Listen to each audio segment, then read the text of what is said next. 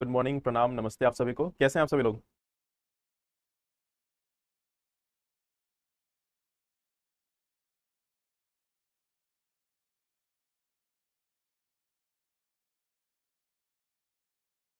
Why not joining my class? ये English आपने कहाँ से सीखी? Why not joining my class?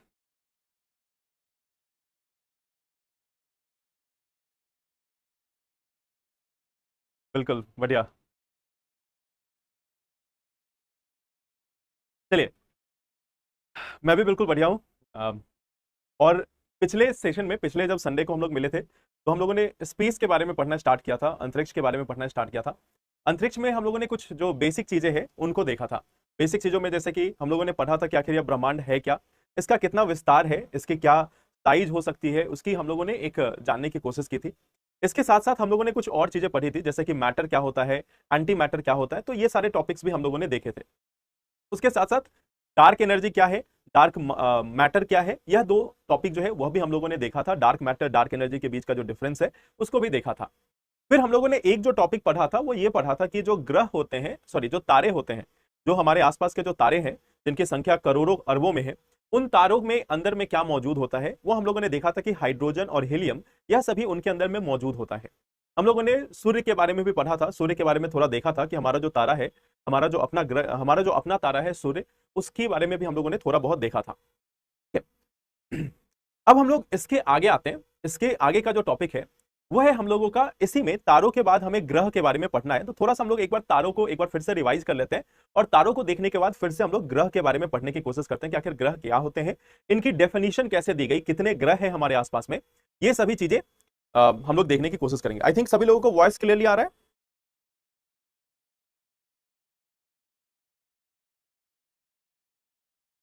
चलिए, पहले अभी इस क्लास की डिस्कशन कर लेते हैं राजीव, उसके बाद फिर हम लोग करते हैं। चलिए, 2 घंटे की आज क्लास है, आज 3 घंटे की नहीं, 2 घंटे की क्लास है, और फिर हम लोग एक बार और 2 घंटे की क्लास करेंगे जिसमें इनको हम लोग कंप्लीट करने की कोशिश करेंगे। तो आते हैं आज के टॉपिक पे। और आज का जो सबसे पहला हमारा जो टॉपिक है वो है तारों के संदर्भ में। अगर हम लोग तारों की बात करें, स्टार की बात करें, तो आखिर ये स्टार होता क्या है, और यह स्टार जो है उससे फिर ग्रहों का निर्माण कैसे होता है, इसको हम लोग जानने की कोशिश करते हैं। ठीक है? देखो, तारा जो है ना, जब हम पूरे ब्रह्मांड की बात करते हैं, हम लोगों ने ब्रह्मांड के विस्तार के बारे में सुना था, हम लोग पढ़ा था, ब्रह्मांड के विस्तार के बारे में हम लोगों ने पढ़ा था। और ब्रह्मांड के विस्तार में हमने देखा कि जब बिग बैंग एक्सप्लोजन हुआ, जब बिग बैंग वाला जो धमाका था जब वह हुआ, उसके बाद हमें क्या देखने को मिलता है कि पूरे ब्रह्मांड में मैटर और एनर्जी, यानी कि पदार्थ और ऊर्जा, इन सभी का विस्तार होना स्टार्ट हुआ। तो पहले हमने देखा ब्रह्मांड के बाद ऊर्जा और पदार्थ का विस्तार होना स्टार्ट हो चुका था। ऊर्जा और पदार्थ जो है वो पूरे ब्रह्मांड में फैल रही थी। अब इसी में से जो पदार्थ है, पदार्थ में क्या मौजूद होंगे, कुछ गैसेज जो थी वह मौजूद थी। गैसेज जैसे कि हाइड्रोजन, हाइड्रोजन, हीलियम एक्सेट्रा। तो ये जो हाइड्रोजन, हीलियम इत्यादि जो गैसेस थी, इनका एक क्लाउड बनता गया, इनका एक बादल बनता गया, और यह क्लाउड बहुत ही डेंस होता चला गया, यानी कि बहुत ही घना होता चला गया। तो सबसे पहले हमें क्या दिखा कि जब विस्तार होना स्टार्ट हुआ, तो विस्तार में ये जो गैस है, गैस जो है वो बादल के रूप में परिवर्तित होने लगे, बादल के रूप में परिवर्तित होने लगे। और साथ ही साथ इनका जो घनत्व था, इनका जो घनत्व था, घनत्व जो था वह बढ़ता चला गया। इनका जो घनत्व था वह भी बढ़ता चला गया। और इनके घनत्व के बढ़ने के कारण, इन बादलों के घनत्व के बढ़ने के कारण फिर हमें निर्माण होता दिखा किस चीज का, हमें निर्माण होता दिखा तारा का। ये तारा हमारा बन गया। अब तारे में घनत्व जो है वह इतना अधिक था, यानी इसके में गैस के जो पार्टिकल्स थे, गैस के जो पदार्थ थे, गैस के जो कण थे, इसकी जो डेंसिटी थी, इसकी जो सांद्रता थी, या फिर आप बोल सकते हो कि इसका जो घनत्व था वह इतना अधिक था कि यहां पे गुरुत्वाकर्षण बल बहुत ही अधिक चला गया। बहुत ही प्रचंड रूप से गुरुत्वाकर्षण बल जो है वो मौजूद था। अब आप देखो इसका सीक्वेंस, आप समझो कि पहले हम लोगों ने पढ़ा गुरुत्वाकर्षण बल के बारे में। हम लोगों ने क्या देखा कि गुरुत्वाकर्षण बल, अगर कोई भी दो अलग अलग पदार्थ है, कोई भी दो पदार्थ है, उनके बीच में गुरुत्वाकर्षण बल लगेगा, क्योंकि उन दोनों में कुछ ना कुछ मास है, उनका कुछ ना कुछ एक, आप बोल सकते हो कि द्रव्यमान है। तो इसके कारण उनके बीच में गुरुत्वाकर्षण बल लगेगा। यहां हमने क्या देखा कि एक बादल बन गया गैस का, और इस गैस के बादल की घनत्व काफी अधिक थे। तो इनके जो पार्टिकल्स थे, इनके जो कण थे, इनके बीच में बहुत ही अधिक गुरुत्वाकर्षण बल हमें देखने को मिला। और इस गुरुत्वाकर्षण बल के कारण जो हमारा ग्रेविटेशन फोर्स था, इस गुरुत्वाकर्षण बल के कारण यहां पे जो परमाणु संलयन की क्रिया जो है, यानी कि न्यूक्लियर फ्यूजन की जो क्रिया है वह स्टार्ट हो गई। परमाणु संलयन यानी कि न्यूक्लियर फ्यूजन की जो प्रक्रिया है वो यहां पे स्टार्ट हो गई। तो यहां से स्टार्ट होता है आपका परमाणु संलयन। परमाणु संलयन। और यह जो परमाणु संलयन है, यही एक सोर्स बन गया, यही एक तरीके से इसके ऊर्जा का एक माध्यम बन गया, ऊर्जा का एक स्रोत बन गया। परमाणु संलयन के कारण जो गैस जो था वह आपस में मर्ज होने लगा। गैस के जो छोटे छोटे जो अणु थे या परमाणु थे, उन परमाणुओं का संलयन होने लगा, और उस परमाणु संलयन के दौरान जो ऊर्जा निकली, वही ऊर्जा इन तारों के अंदर में मौजूद है। अब एक चीज समझना, हमारे जो तारे हैं उसके अंदर में ऐसा नहीं कि गैस जो है वो जल रहा है, गैस में परमाणु संलयन हो रहा है, गैस ग्लो कर रहा है, यानी तारे जो है वो चमकते हैं, तारे जो है वो चमकते हैं, तारे जलते नहीं हैं, तारे जो है वो चमक रहे होते हैं, उनका अंदर का ग्लो जो है वह निकल रहा होता है। और वह ग्लो के पीछे का कारण क्या है? परमाणु संलयन और भी कई गतिविधियां। बट एक चीज याद रखना, जलना जो है ना वो एक केमिकल रिएक्शन है।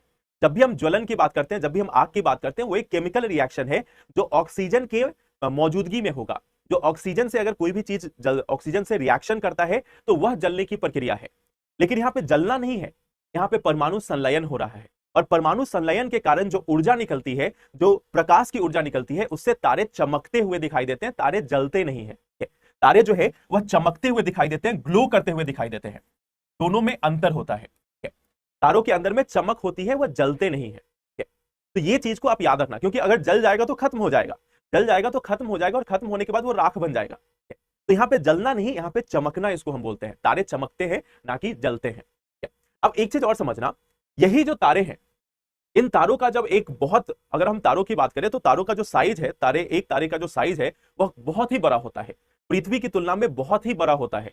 जैसे अगर हम पृथ्वी की बात करें तो पृथ्वी की जो डायमीटर है, पृथ्वी जो है वह 12,800 किलोमीटर की इसकी डायमीटर है। लेकिन अगर हम सूर्य की बात करें तो सूर्य का जो डायमीटर होगा वह होगा 1.40 मिलियन, यानी कि 14 लाख किलोमीटर। 14 लाख किलोमीटर के आसपास में सूर्य की डायमीटर है। तो ये चीज को समझना है कि तारों का जो साइज है वो बहुत ही बड़ा है, और कई बार ऊर्जा के अधिकता के कारण या किसी अन्य कारणों के कारण यही तारे जो है वो विखंडित हो जाते हैं, यही तारे जो है वो टूट जाते हैं। और जब यह तारे टूटते हैं तो उसके बाद इन तारों का एक जो सिस्टम है, इन तारों की एक प्रणाली जो है वह तैयार होती है। जैसे हमारे आसपास का जो तारा है वह है सूर्य, हमारे पास जो सबसे नजदीकी जो तारा है वह है सूर्य, और इस सूर्य के टूटने से, इस सूर्य के विखंडित होने से ग्रह बने, इस सूर्य के विखंडित होने से ग्रह बने। और जो हमारा पूरा सौर प्रणाली है, जो हमारी पूरी सौर व्यवस्था है, उसकी अगर हम बात करें तो उसमें आज के समय में 8 अलग अलग ग्रह जो है वो मौजूद हैं। तो सबसे पहली बात जो आती है, अगर हम ग्रह के बारे में पढ़ते हैं कि ग्रह आखिर आए कहां से, तो ये जो ग्रह हैं ये तारों से बने हैं। ये जो हमारे ग्रह हैं वह तारों से ही बने हैं, ये हमारे तारों से बने हैं। अब आपका एक क्वेश्चन ये आप सोच सकते हो कि अगर हम लोग बात करें कि तारे जो है, अगर जो हमारे ग्रह हैं, ग्रह बने हैं तारों से, तारों के द्वारा ये निर्माण हुए हैं, तो आपके मन में एक क्वेश्चन आना चाहिए कि तारे तो हमें चमकते हुए दिखाई देते हैं, तारे हमें चमकते हुए दिखाई देते हैं, बट ये ग्रह हमें चमकते हुए क्यों नहीं दिखाई देते? इन ग्रहों के अंदर में यह लाइट क्यों नहीं है? अगर ये तारों से ही टूट कर आए हैं, तारों से ही निर्मित हुए हैं, तो फिर इनके अंदर में वह चमक क्यों नहीं है? आपके मन में यह सवाल जरूर आना चाहिए कि जब सूर्य है वह चमकता है, सूर्य जो है वो हमें चमकता हुआ दिखाई देता है, बट तारे हमें ग्रह जो है वो हमें चमकते हुए क्यों नहीं दिखाई देते? अब देखो, अब यहीं पे आपको एक चीज को याद करना है कि इसके पहले के टॉपिक में हमने क्या पढ़ा था कि तारों का जो घनत्व है वह इतना अधिक था, तारों का घनत्व इतना अधिक था कि उनके अंदर में परमाणु संलयन होने लगा, उनके अंदर में न्यूक्लियर फ्यूजन होने लगा। बट वहीं पे हम ग्रह में देखें, ग्रह का साइज हो सकता है काफी बड़ा, जुपिटर जैसे, उनके अंदर में न्यूक्लियर फ्यूजन होने लगा। बट वहीं पे हम ग्रह में देखें, ग्रह का साइज हो सकता है काफी बड़ा, जुपिटर जैसा ग्रह हो सकता है, लेकिन इनके अंदर में इतनी अधिक घनत्व नहीं है, इतना अधिक पार्टिकल्स का यानी कणों का कंसंट्रेशन नहीं है कि इसके अंदर न्यूक्लियर फ्यूजन यानी कि परमाणु संलयन की प्रक्रिया स्टार्ट हो जाए।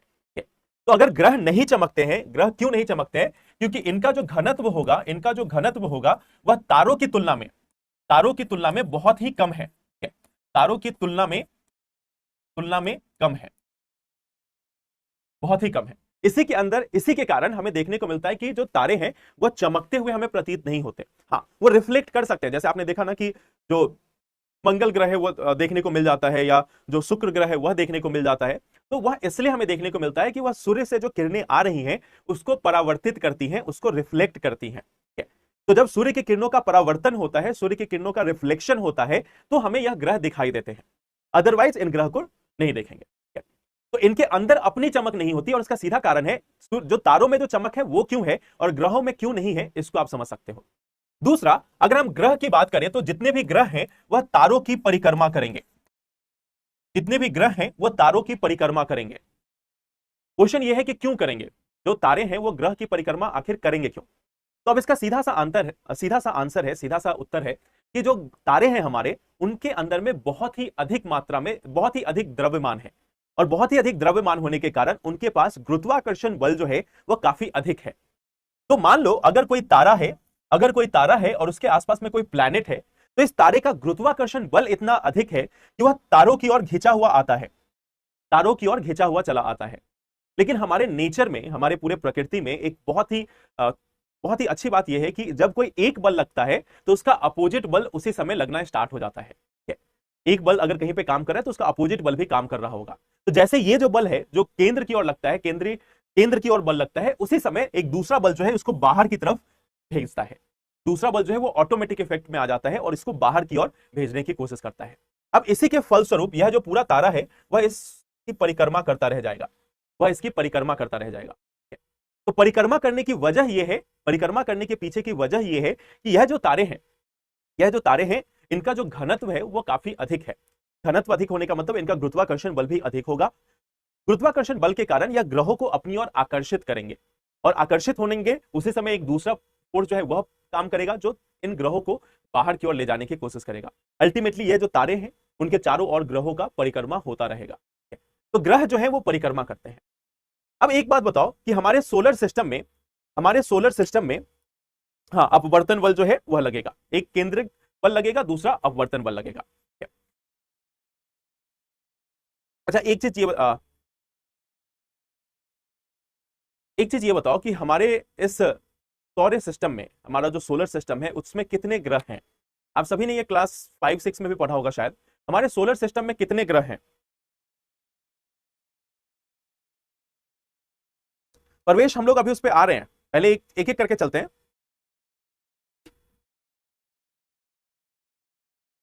आकाशगंगा जो है वो तारों का एक समूह है। कितने हैं? 8 ग्रह। सूर्य का गुरुत्व पृथ्वी से, क्या क्वेश्चन था? सूर्य का गुरुत्व पृथ्वी से बहुत ही अधिक होगा। क्वेश्चन था सूर्य का गुरुत्व पृथ्वी के अधिक है, बिल्कुल बहुत ही अधिक होगा। चलिए, तो आई थिंक ये सभी को क्लियर है कि 8 ग्रह हैं, लेकिन आखिर पहले 9 ग्रह थे, और अब 8 क्यों है? 9 ग्रह या 8 ग्रह क्यों है? पहले 9 थे, अब 8 क्यों माना जाता है?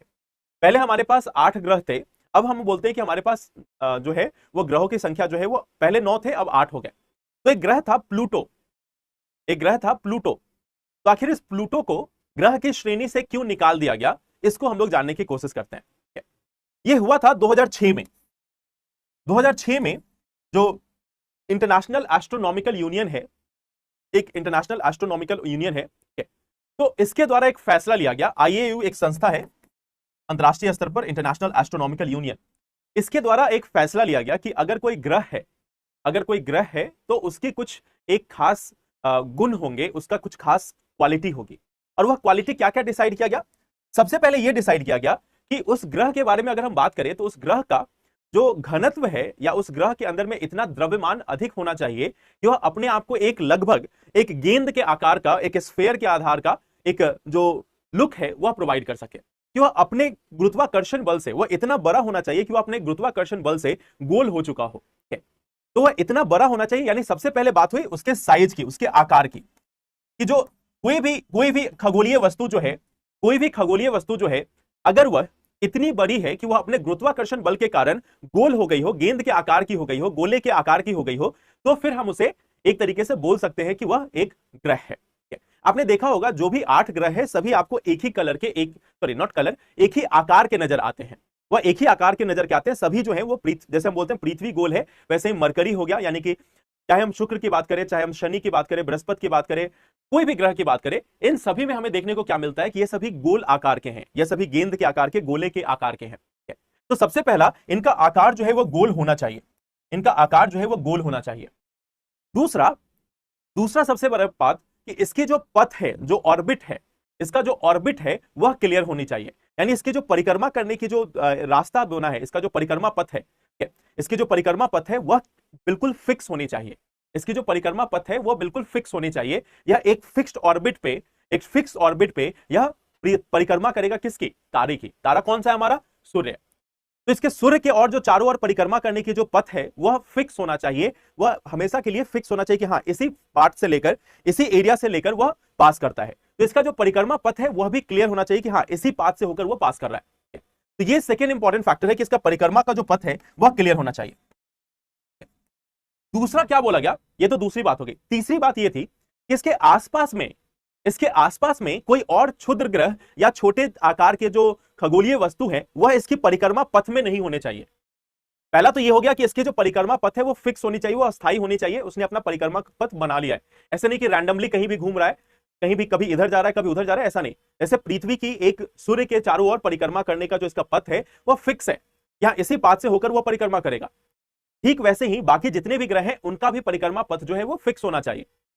तो ये तीसरा कंडीशन क्या था कि इसके आसपास में, मतलब इसकी जो पूरी परिक्रमा पथ है, मान लो कि कोई ग्रह है, इसकी परिक्रमा पथ है ये, तो इस परिक्रमा पथ पे इस ग्रह के अलावा और कोई चीज नहीं होनी चाहिए। इसके आसपास में और कोई छोटी खगोलीय वस्तु मौजूद नहीं होनी चाहिए। इसके जो परिक्रमा पथ है इसके लिए सिर्फ यूनिक होना चाहिए, इसके अलावा और किसी दूसरे खगोलीय वस्तु को यहां पे नहीं मौजूद होना चाहिए। तो अब यहां पे यह भी इसके लिए तय किया गया कि इसके जो परिक्रमा पथ है वो निश्चित भी हो, तो एक फिक्स हो, और साथ ही साथ इसमें और कोई खगोलीय वस्तु जो है वह मौजूद ना हो। तो ये चीज के कारण, इसके कारण फिर यह डिसाइड हुआ कि चलो, प्लूटो में एक दिक्कत थी, प्लूटो का आकार गोल था, उसका परिक्रमा पथ भी फिक्स था, ऑर्बिट भी फिक्स था, लेकिन दिक्कत कहां पे आई? दिक्कत आई इस बात में कि इसके आसपास में छोटे छोटे खगोलीय वस्तु जो है वह मौजूद थे। इसी परिक्रमा पथ पर छोटे छोटे खगोलीय वस्तुएं मौजूद थी, जिसके फलस्वरूप 2006 में यह निर्णय लिया गया कि प्लूटो जो है एक ग्रह नहीं है, उसको हम क्षुद्र ग्रह की श्रेणी में डाल सकते हैं या ड्वार्फ प्लैनेट के रूप में जान सकते हैं। बौना ग्रह, क्षुद्र ग्रह भी नहीं, उसे हम बौना ग्रह के रूप में जानते हैं। तो आज के केस में प्लूटो जो है उसे एक बौने ग्रह की श्रेणी दी जाती है, ना कि एक पूर्ण ग्रह की। जो पूरा एक पूर्ण ग्रह है उसकी श्रेणी में उसको नहीं रखा जाता, उसको बौने ग्रह की श्रेणी में रखा जाता है। तो प्लैनेट की डेफिनेशन दी गई, प्लैनेट की परिभाषा दी गई कि एक ऐसी खगोलीय वस्तु जो अपने गुरुत्वाकर्षण बल के कारण गोल हो चुकी हो, उसकी तारों के चारों ओर परिक्रमा करने की एक अस्थायी परिक्रमा पथ हो, एक अस्थायी ऑर्बिट हो। तीसरा, इसका जो ऑर्बिट है वह बाकी और खगोलीय वस्तुओं से प्रभावित नहीं हो रही हो, या इसके जो ऑर्बिट है उसमें बाकी खगोलीय वस्तु मौजूद नहीं हो। तो इसके बाद हम किसी चीज को ग्रह के रूप में नियुक्त करते हैं, और इसी के लिए प्लूटो को हटा दिया गया। आई होप ये क्लियर है। अच्छा, आप लोग ये कौन सी बात कर रहे हो कि आप कब एग्जाम दोगे, कौन कौन नर्क में चलेगा? क्षुद्र ग्रह पे हम लोग आते हैं। दुग्ध मेखला या जो मिल्की वे है ना, वो हमारी एक गैलेक्सी है। आकाशगंगा जो है ना, जिसको आप बोलते हो आकाशगंगा या गैलेक्सी या कुछ भी, तो ये तारों का एक समूह है, जैसे में एक मिल्की वे आती है। मिल्की वे जो है वो उसी को हम जो आपने नाम अभी क्या लिखा था, दुग्ध मेखला।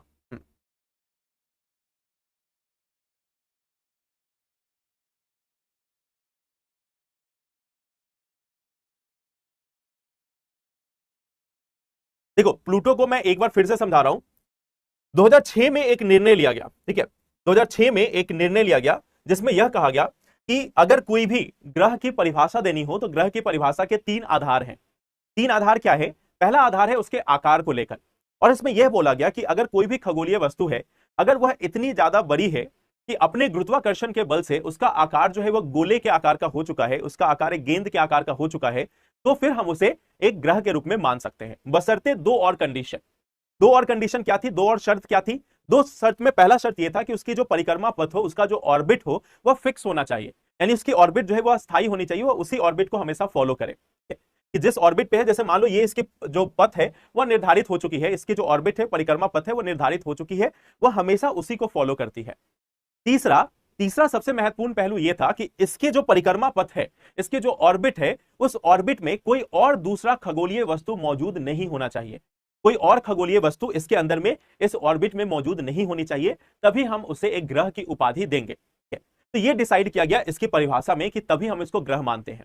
अब प्लूटो की अगर हम बात करते हैं, जो हमारा एक ग्रह हुआ करता था पहले प्लूटो, तो अगर हम इस प्लूटो की बात करें तो प्लूटो के केस में क्या था? प्लूटो जो है वह गोल तो था, इसका आकार इतना बड़ा जरूर था कि अपने आप को एक गोल आकार दे चुका था, इतना इसका जो साइज था वह ऐसा जरूर था कि वह अपने आप को एक गोल आकार दे चुका था। लेकिन इस हाँ, दूसरी ये चीज, इसकी जो पथ थी, परिक्रमा पथ जो थे वह भी निर्धारित थी, ऐसा नहीं कि वो बदल रही थी, वह भी पूर्व निर्धारित या फिक्स थी। ऑर्बिट जो है वह भी फिक्स था। तीसरा सबसे बड़ी बात यह थी कि क्या इसके ऑर्बिट में आसपास में कुछ और मौजूद है क्या। तो देखा गया कि मान लो यह हमारा प्लूटो है, तो प्लूटो के आसपास में छोटे छोटे जो खगोलीय वस्तुएं हैं वह भी मौजूद थी, चाहे वो हो सकता है कि कुछ छोटे क्षुद्र ग्रह हो या कोई दूसरे बौने ग्रह हो, या जो आसमान में बाकी जितनी भी चीजें हैं वह उसके आसपास में कुछ ना कुछ मैटर के फॉर्म में मौजूद थी, कुछ चट्टानें थी, यह सभी इसके आसपास में मौजूद थी। और इसकी वजह से प्लूटो को ग्रह की श्रेणी से निकाल दिया गया और बोला गया कि यह एक बौना ग्रह है, यह पूरी तरीके से ग्रह नहीं बना है, यह जो है वो बौना ग्रह है, यह जो है एक बौना ग्रह है। बौना ग्रह क्यों बोला गया? क्योंकि इसके कारण यह था कि इसका आकार गोल जरूर हो चुका है और इसकी जो परिक्रमा की जो पथ है वो, क्योंकि इसके कारण यह था कि इसका आकार गोल जरूर हो चुका है और इसकी जो परिक्रमा की जो पथ है वो भी फिक्स है। तो इसके लिए इसको बौना ग्रह की श्रेणी में दे दिया गया। क्या बौना ग्रह है, इसको क्षुद्र ग्रह नहीं कहा गया। क्षुद्र ग्रह क्या है इसको हम लोग आगे देखेंगे। क्षुद्र ग्रहों का अपना एक फिक्स आकार नहीं होता, जैसे प्लूटो जो है वो हमारा गोल है, बट बाकी जो क्षुद्र ग्रह है वो आपको गोल देखने को मिले ऐसी कोई जरूरत नहीं होती, वो चट्टानों के रूप में किसी भी आकार के हो सकते हैं। तो इसी के लिए इसको बौने ग्रह की उपाधि से नवाजा गया, यह बौना ग्रह है और हमारे इस सोलर सिस्टम का एक बौना ग्रह जो है उसे प्लूटो कहा गया और बाकी जो 8 है उनको ग्रह कहा गया। ग्रह तारे की परिक्रमा क्यों करते हैं, यह हमने देखा कि जो तारे हैं उनके अंदर में बहुत ही अधिक द्रव्यमान होता है, बहुत ही अधिक द्रव्यमान होता है। द्रव्यमान होने का मतलब यह है कि अब इसका अगर अधिक द्रव्यमान है तो अधिक गुरुत्वाकर्षण बल होगा। गुरुत्वाकर्षण बल के कारण जो तारों के आसपास में जो ग्रह हैं वह इसकी ओर आकर्षित होते हैं, उस गुरुत्वाकर्षण बल के कारण वह इसकी ओर आकर्षित होते हैं। लेकिन हमारे पूरे प्रकृति में, हमारे पूरे ब्रह्मांड में एक सिस्टम चलता है कि हर एक फोर्स के अपोजिट एक दूसरा फोर्स काम करता है। तो यह एक केंद्रीय बल है, तो एक अपकेंद्रीय बल जो है, एक सेंट्रीफ्यूगल फोर्स जो है वह इधर काम करता है। यह एक केंद्रीय बल है जो केंद्र की ओर काम कर रहा है, सेंट्रीपिटल फोर्स। तो केंद्रीय बल जो है वह केंद्र की ओर काम कर रहा है, तो एक अपकेंद्रीय बल जो है यानी कि सेंट्रीफ्यूगल फोर्स जो है वह बाहर की ओर काम करता है, वह बाहर की ओर काम करता है। तो इसके कारण अब दोनों बल है, दोनों बल अगर बिल्कुल बराबर हो चुके हैं तो इस केस में यह जो ग्रह है इसकी परिक्रमा करता रहेगा, यह जो ग्रह है वह सूर्य की परिक्रमा करता रहेगा। तो इसके लिए सूर्य की परिक्रमा होती है। क्लियर है ये?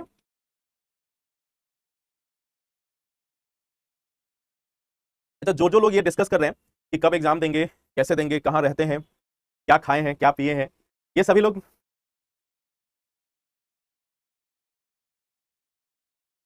तारा टूटना क्या है इसके बारे में लोग देखेंगे, अभी देखेंगे। शुक्र इतना चमकीला है, ठीक है। बोर्ड का कलर चेंज कर दो, चलो मैं बोर्ड का कलर चेंज कर देता हूं।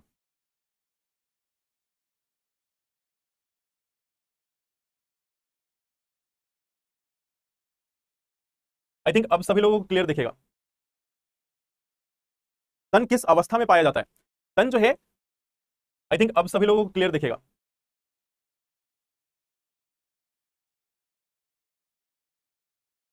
आई थिंक अब सभी लोगों को क्लियर दिखेगा। सन किस अवस्था में पाया जाता है? सन जो है, देखो एक चीज समझना कि एक हमारा पूरा ब्रह्मांड हो गया, यानी एक हमारा पूरा यूनिवर्स हो गया। इसी यूनिवर्स के अंदर में जो गैलेक्सी है वह मौजूद है, यानी कि जो आकाश गंगा है वह हमारी मौजूद होती है इसी के अंदर में। यह जो है वो हमारी आकाश गंगा है, आकाश गंगा। इसी के साथ साथ आपने देखा होगा कि इसी के अंदर में आते हैं तारे और इसके बाद आता है हमारा ग्रह।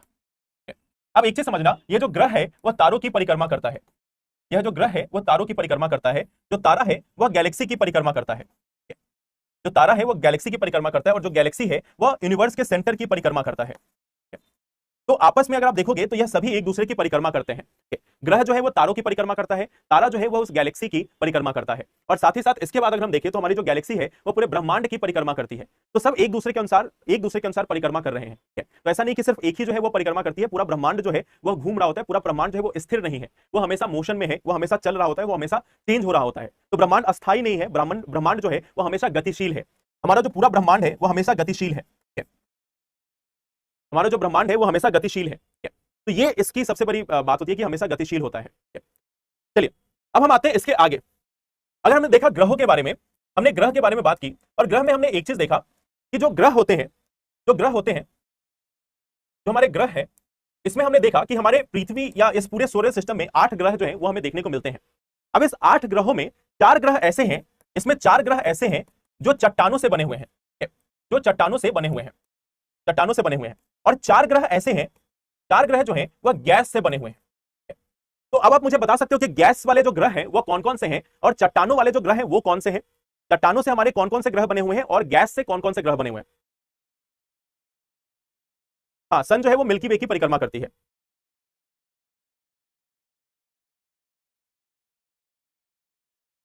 गैलेक्सी तो कोई ऑब्जेक्ट नहीं है, हाँ, लेकिन गैलेक्सी का एक सेंटर माना जाता है कि हर जो गैलेक्सी है उसका एक सेंटर है, जिसको गैलेक्टिक सेंटर बोला जाता है, जिसको हम बोलते हैं गैलेक्टिक सेंटर। गैलेक्टिक सेंटर, इसका एक केंद्र होता है, इसका एक केंद्र होता है, और इस केंद्र की परिक्रमा करते हैं, इस केंद्र की परिक्रमा करते हैं तारे। तो अगर कोई गैलेक्सी है तो उसका एक केंद्र होता है, और उस केंद्र की मानी जाती है कि उस केंद्र की जो डेंसिटी है वो बहुत ही अधिक है। अक्सर माना जाता है कि वहां पे एक ब्लैक होल जो है वो मौजूद है, और उसी की परिक्रमा जो है वो सभी तारे करते हैं।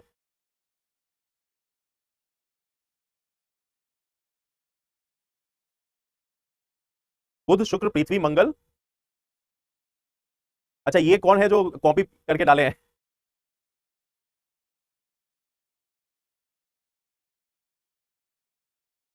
बुध, शुक्र, पृथ्वी और मंगल।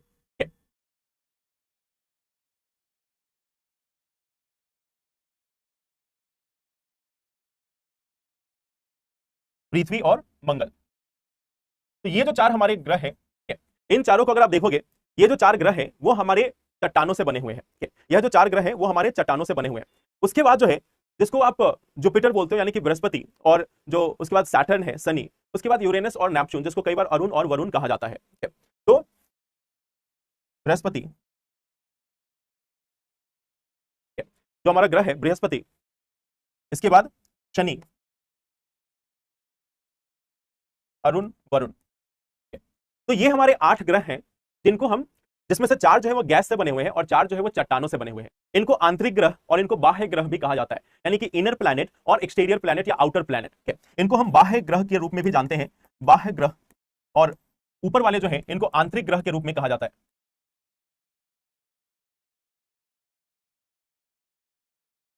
आंतरिक, आंतरिक ग्रह। तो ये हमारे 4 और 4 8 ग्रह हैं जो मौजूद हैं। प्लूटो जो है, प्लूटो को आप हटा सकते हो, प्लूटो को आप ग्रह की श्रेणी में नहीं रखा गया है। लेकिन इसके अलावा हमारे सोलर सिस्टम में कुछ और चीजें होती हैं, जैसे कि एक होती है क्षुद्र ग्रह, एक होती है क्षुद्र ग्रह। तो आखिर ये क्षुद्र ग्रह क्या होता है, इसको हम लोग समझने की कोशिश करते हैं। देखो, अब मैं आपको एक इमेज दिखाता हूं, तो इमेज यहां पे,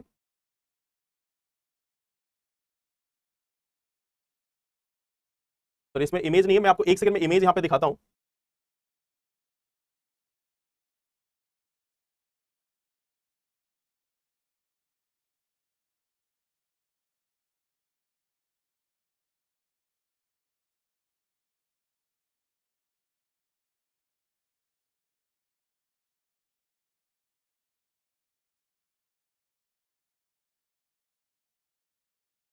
देखो, तो अगर हम बात करें तो एक है जुपिटर, ये है हमारा बृहस्पति ग्रह, ये जो है ये हमारा बृहस्पति ग्रह है। इसको आप देख सकते हो, ये जो है वो हमारा बृहस्पति ग्रह है, ये है हमारा बृहस्पति, बृहस्पति। और ये जो है ये हमारा मंगल ग्रह, मंगल ग्रह। तो इस मंगल ग्रह और इस बृहस्पति के बीच का जो पूरा इलाका है, इसमें आप देख सकते हो बहुत छोटे छोटे छोटे छोटे ये डॉट लाइक स्ट्रक्चर जो है, इसको आप देख रहे हो, और इन्हीं को हम क्षुद्र ग्रह के रूप में जानते हैं। ये जो है वो बौना ग्रह भी नहीं है, ये क्षुद्र ग्रह है। बौना ग्रह हमने बोला प्लूटो को, कि प्लूटो जो है एक बौना ग्रह है, बट ये जो है इनको क्षुद्र ग्रह कहा जाता है, और इनका जो साइज है वो बहुत ही छोटा होता है। इनका कोई फिक्स आकार भी हमें देखने को नहीं मिलता, इनका कोई फिक्स आकार होगा ऐसा भी कुछ नहीं है। तो अगर हम क्षुद्र ग्रह की बात करते हैं, अगर जब भी हम क्षुद्र ग्रह की बात करते हैं, तो क्षुद्र ग्रह जो होते हैं इनका कोई फिक्स आकार नहीं होगा। यहां पे ये समझना कि इन क्षुद्र ग्रहों का कोई फिक्स आकार जो है वह भी हमें देखने को नहीं मिलता।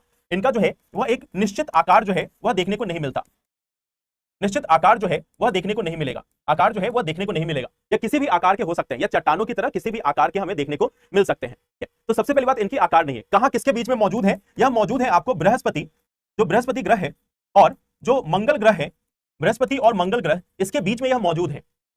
तो आखिर वजह क्या है कि क्यों यह छोटे छोटे क्षुद्र ग्रह जो है वो मौजूद है? देखो, जब पूरा हमारा सूर्य जो है, जब टुकड़े हुए इसके, तो कुछ टुकड़े जो है वो आपस में मिलकर ग्रह बनते चले गए, कुछ टुकड़े जो है वो आपस में मिलकर ग्रह बनते चले गए, बट बाकी जो टुकड़े थे जो ग्रह की तरह नहीं बन पाए, वह पूरे इस ब्रह्मांड में एक विखंडित रूप में, यानी एक छोटे छोटे फ्रैगमेंट के रूप में, एक छोटे छोटे टुकड़े के रूप में इस पूरे सोलर सिस्टम में, इस पूरे सौर प्रणाली में वह इसके चक्कर काटते हैं, इसकी परिक्रमा करते हैं और परिक्रमा करते हैं एक खास बेल्ट में, जिसको क्षुद्र ग्रह का बेल्ट कहा जाता है। क्षुद्र ग्रह की अपनी एक प्रदक्षिणा पथ होती है, उसी में यह इसकी परिक्रमा करते हैं, इसी में सूर्य की परिक्रमा करते हैं।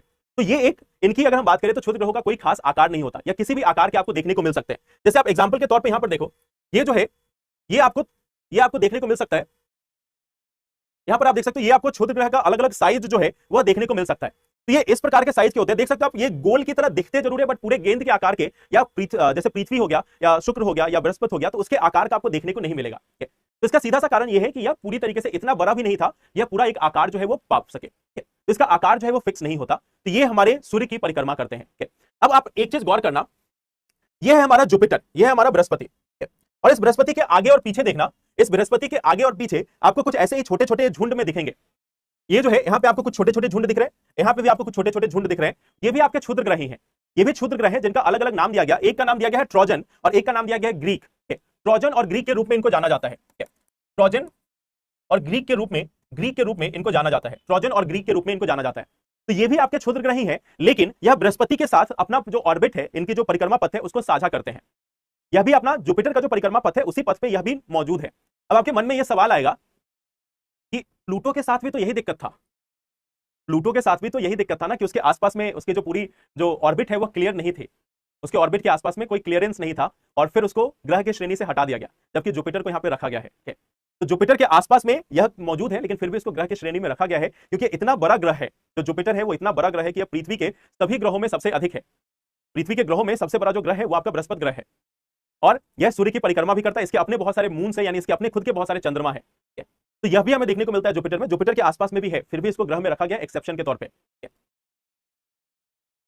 आई होप ये क्लियर है।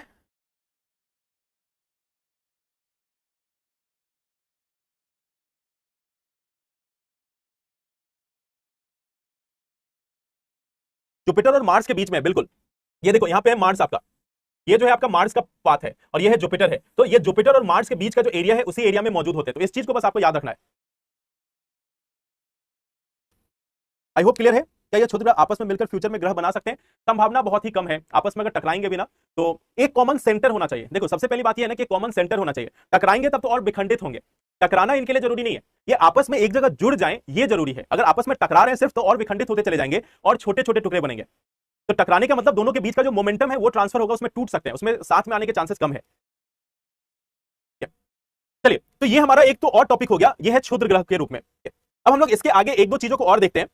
एक दो चीजें क्या है, देखो एक और चीज क्या है, एक है हमारा उल्का पिंड। उल्का पिंड एक और जो है हमारा वो है उल्का पिंड। उल्का पिंड, अब इस उल्का पिंड के बारे में थोड़ा एक बार जान लेते हैं कि आखिर ये उल्का पिंड जो है वो होता क्या है। उल्का पिंड, और उसके बाद एक और चीज हमें देखना है वो भी देखते हैं। उल्का पिंड की अगर हम लोग बात करें तो यह भी जो है वह चट्टान ही है, यह भी जो है वो चट्टान है, लेकिन इनका जो साइज है, उल्का पिंड का जो साइज है वह आपको क्षुद्र ग्रह से छोटा होता है। जो हमारा क्षुद्र ग्रह है, क्षुद्र ग्रह की तुलना में इसका जो साइज होगा वह छोटा होगा। क्षुद्र ग्रह की तुलना में इसका जो साइज है वह छोटा होगा, इसका जो साइज है वो क्षुद्र ग्रह की तुलना में छोटा होगा। तो ये इसकी सबसे बड़ी होती है कि इसका जो साइज है वो क्षुद्र ग्रह की तुलना में छोटा होगा। यह भी आपका चट्टान से बना हुआ है और यह भी जो है वह सूर्य की परिक्रमा करता है, यह भी जो है वह सूर्य की परिक्रमा करता है। लेकिन हमने क्षुद्र ग्रह में क्या देखा, क्षुद्र ग्रह जो है इसके जो परिक्रमा की जो पथ है, इसकी जो परिक्रमा की जो पथ है वह एक निर्धारित है, यह जो है वो निर्धारित है, वह आपका निर्धारित है। लेकिन इसकी जो परिक्रमा करने की जो पथ है, इसकी जो परिक्रमा पथ है वह भिन्न होती है, इसकी जो परिक्रमा पथ है वह भिन्न होती है, वह अलग अलग होती है। तो इसका कोई एक फिक्स ऑर्बिट नहीं है, इसका एक फिक्स पाथ नहीं है, इसका एक फिक्स रास्ता नहीं है। तो यह भी एक चट्टान की तरह है, लेकिन इसका जो आकार है वह कई बार क्षुद्र ग्रह से छोटा होता है, यह क्षुद्र ग्रह से काफी छोटा होता है। और यह जो उल्का पिंड है वह फिर इस सूर्य की ही परिक्रमा करता है। देखो सूर्य पूरे सोलर सिस्टम में जो भी है वह कहीं ना कहीं सूर्य की परिक्रमा करने की कोशिश कर रहा होता है। जैसे एक उदाहरण के तौर पर लो, हमारा जो एक उपग्रह है वह है चंद्रमा, हमारा जो उपग्रह है वह है चंद्रमा। चंद्रमा जो है चंद्र या चांद जो है, बेसिकली आप देखोगे चांद जो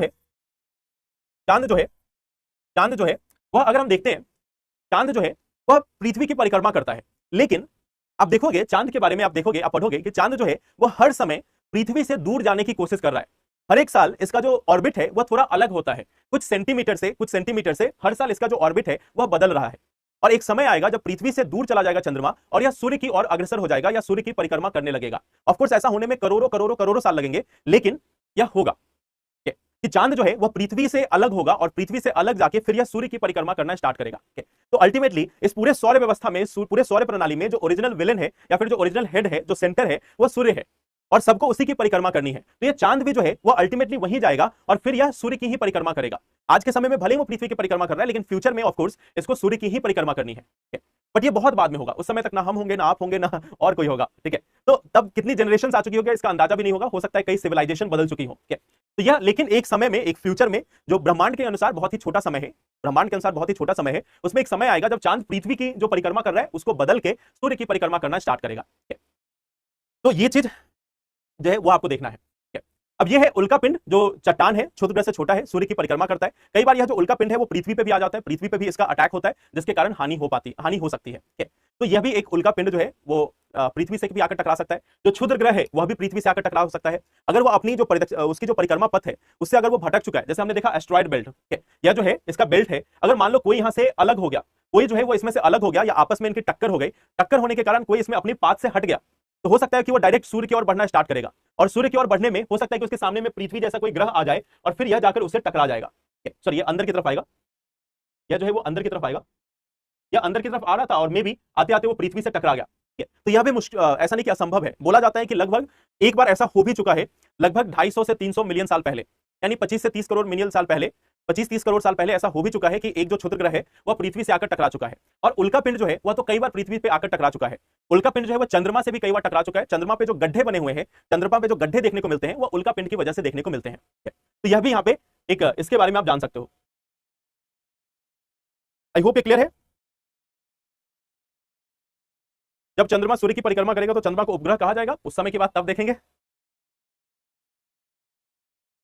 देखो इनका जो साइज है ना वो कुछ किलोमीटर से लेकर, जैसे अगर आप देखोगे कि 15-16 किलोमीटर से लेकर कुछ 100 किलोमीटर तक भी हो सकता है, बट इससे ज्यादा नहीं साइज होता। कुछ बहुत बड़े क्षुद्र ग्रह होंगे तो उनका 100 किलोमीटर 150 किलोमीटर तक भी जा सकता है, लेकिन बाकी 15-16 किलोमीटर 10 किलोमीटर ऐसे डायमीटर होता है इनका। हाँ, मार्स में भी गड्ढे या जिस प्लैनेट में भी गड्ढे हैं उसका एक वजह जो है वह इनसे टकराना लिखा हुआ है। तब पृथ्वी जो है वह नष्ट नहीं होगी, लेकिन पृथ्वी पे मौजूद जो जीवन है वह जरूर नष्ट हो सकता है, कि पृथ्वी पर जो जीवन मौजूद है वह नष्ट होता है। और ऐसा पहले भी कहा गया कि लगभग 25 से 30 करोड़ साल पहले जब एक क्षुद्र ग्रह पृथ्वी से टकराया था तो पृथ्वी पे मौजूद जो भी जीवन था वो खत्म होता चला गया।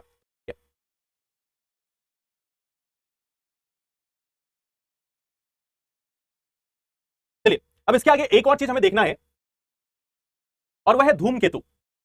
अब धूमकेतु क्या है? बेसिकली धूमकेतु भी एक, जैसे उल्का पिंड हमने देखा, उल्का पिंड की तरह ही है, बट इसमें एक अंतर है। यह भी उल्का पिंड की तरह है बट इसमें एक अंतर है। अंतर क्या है उसको एक बार हम लोग देखने की कोशिश करते हैं। एक होता है धूमकेतु।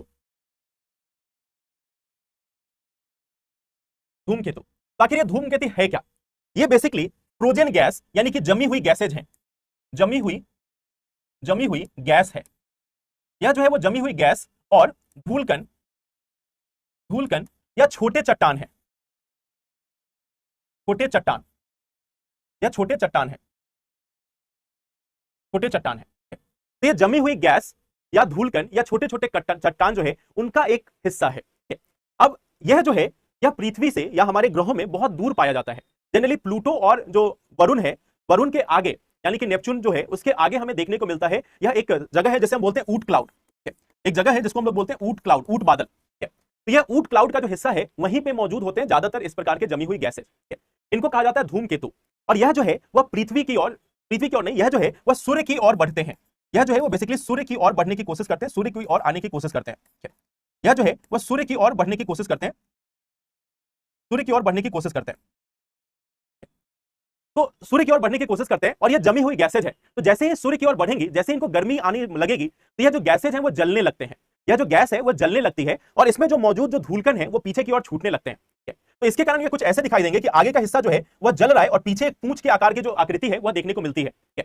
आगे का हिस्सा जो है वो ज्वलनशील होगा, वो आगे जो है वो जलता हुआ आगे बढ़ेगा और पीछे पूंछ की आकार जो है वह बनती हुई दिखाई देती है। तो धूमकेतु जो है जैसे बढ़ेंगे, चाहे वो पृथ्वी के इसमें आ रहे हो, पृथ्वी का जो वातावरण है उसमें एंटर कर रहे हो, या सीधा सूर्य की ओर भी बढ़ रहे हो, तो वह जलने लगते हैं या उनका जो है वो एक तरीके से में ज्वलन देखने को मिलता है और फिर यह एक पूंछ की आकृति जो है उसको बनाते हैं और ये जलते हुए खत्म हो जाते हैं। तो बेसिकली ये क्षुद्र ग्रह या फिर आपके जो उल्का पिंड है उनसे भी छोटे छोटे होते हैं, उनसे भी छोटे साइज में होते हैं, और ये सबसे दूर स्थित है, यानी हमारी जो पूरी जो सोलर सिस्टम है उसके सबसे दूर हिस्से में ऊट क्लाउड में यह स्थित होते हैं।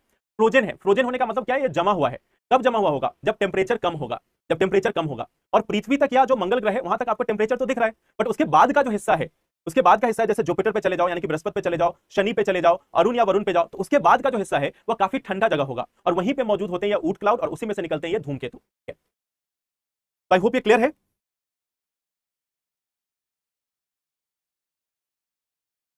और इसी को आप देखते हो और बोलते हो कि तारे टूटते हैं, तो वास्तव में तारे टूटते नहीं है।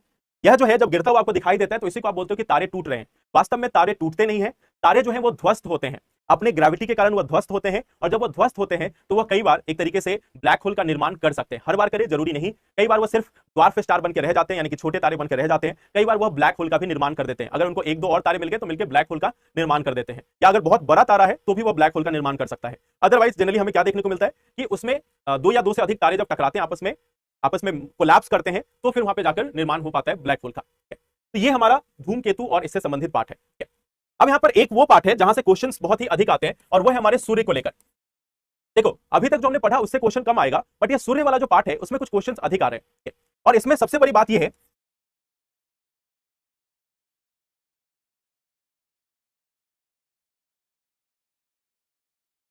सौर्य हवा या सुनामी, ये एक ऐसा पाठ है जिसको अभी हम लोगों को देखना है। तो आखिर ये होता क्या है, इसको एक बार समझने की कोशिश करते हैं। देखो अगर हम अपने सूर्य की बात करें तो सूर्य का एक इलाका होता है जिसको उसका कोर के रूप में जाना जाता है, कोर है, और उसके ऊपर का एक पार्ट जो है उसको हम लोग फोटोस्फीयर के रूप में जानते हैं। फोटोस्फीयर, यह जो है फोटोस्फीयर, यह वह पार्ट है जहां से हमें जो सूर्य में जो प्रकाश जो हमें देखने को मिलता है वो यहीं से आता है। इसका जो चमकीला भाग है जहां से हमें प्रकाश देखने को मिलता है वो फोटोस्फीयर कहलाता है। फोटोस्फीयर के आगे का एक और हिस्सा होता है जिसको हम क्रोमोस्फीयर के रूप में जानते हैं, इसको हम क्रोमोस्फीयर के रूप में जानते हैं, क्रोमोस्फीयर। और इसके ऊपर का एक पोर्शन होता है, इसके ऊपर का एक पोर्शन होता है, और इस ऊपर के पोर्शन में हम देखते हैं कोरोना। इसका ऊपर का जो पोर्शन है उसको हम लोग बोलते हैं कोरोना। तो ये सूर्य के अलग अलग पोर्शन है, ठीक है। अब यह जो कोरोना है या बाकी जो पोर्शन है उसके बारे में हम लोग एक बार समझने की कोशिश करते हैं। जो हमारा फोटोस्फीयर है, इसी फोटोस्फीयर से हमें प्रकाश निकलता हुआ दिखाई देता है। यही जो फोटोस्फीयर है हमारा, इसी फोटोस्फीयर से हमें प्रकाश जो है वह देखने को मिलता है। जो हमारे तक प्रकाश आता है, जो भी प्रकाश हम तक पहुंचता है वह इस फोटोस्फीयर की मदद से आता है। इस फोटोस्फीयर का जो तापमान है वह है 4000 से लेकर 6000 डिग्री सेल्सियस तक। 4000 से 6000 डिग्री सेल्सियस के बीच में इसका तापमान होता है। कोर का तापमान कितना है यह साइंटिफिकली कहना अभी के समय में मुश्किल है कि कोर का कितना तापमान है, इसको पता लगा पाना थोड़ा मुश्किल है। जनरली फोटोस्फीयर के बारे में बोला जाता है कि इसका जो तापमान है वो 4000 डिग्री से 6000 डिग्री सेल्सियस होता है। दूसरा क्रोमोस्फीयर, तो क्रोमोस्फीयर के तापमान की बात करें तो इसका तापमान 4000 से लेकर 10000 डिग्री सेंटीग्रेड तक होता है। इसका जो तापमान है वो 4000 से लेकर 10000 डिग्री सेल्सियस तक होता है। और ऊपर का जो पार्ट है कोरोना, इसका जो टेम्परेचर है वह 10 लाख डिग्री सेल्सियस तक हो सकता है, 10 लाख डिग्री सेल्सियस तक या उससे भी अधिक हो सकता है। तो एक हमें देखने को मिलता है 4000 से 6000, एक जो है वह 1 लाख से लेकर 10 लाख डिग्री सेल्सियस तक इसका तापमान जो है वह अनुमानित किया जाता है कि इसका तापमान इतना अधिक हो सकता है। तो सूर्य के अलग अलग भाग हैं। पहला कोर हिस्सा जो रिलेटिवली शांत माना जाता है, उसके बाद आता है फोटोस्फीयर। फोटोस्फीयर वह एरिया है जहां से हमें प्रकाश देखने को मिलती है, इसका तापमान 4000 से 6000 डिग्री सेल्सियस के बीच में होता है। दूसरा है क्रोमोस्फीयर, जिसका जो तापमान है वो लगभग 4000 से 10000 डिग्री सेल्सियस देखने को मिलता है। और सूर्य का जो सबसे बाहरी भाग है वह है कोरोना, और इस कोरोना का जो तापमान है वो 10 लाख डिग्री सेल्सियस तक भी पहुंच सकता है। जनरली 4-5-6 लाख डिग्री सेल्सियस के आसपास में होता है। अलग अलग जगहों में अलग अलग टेम्परेचर होगा।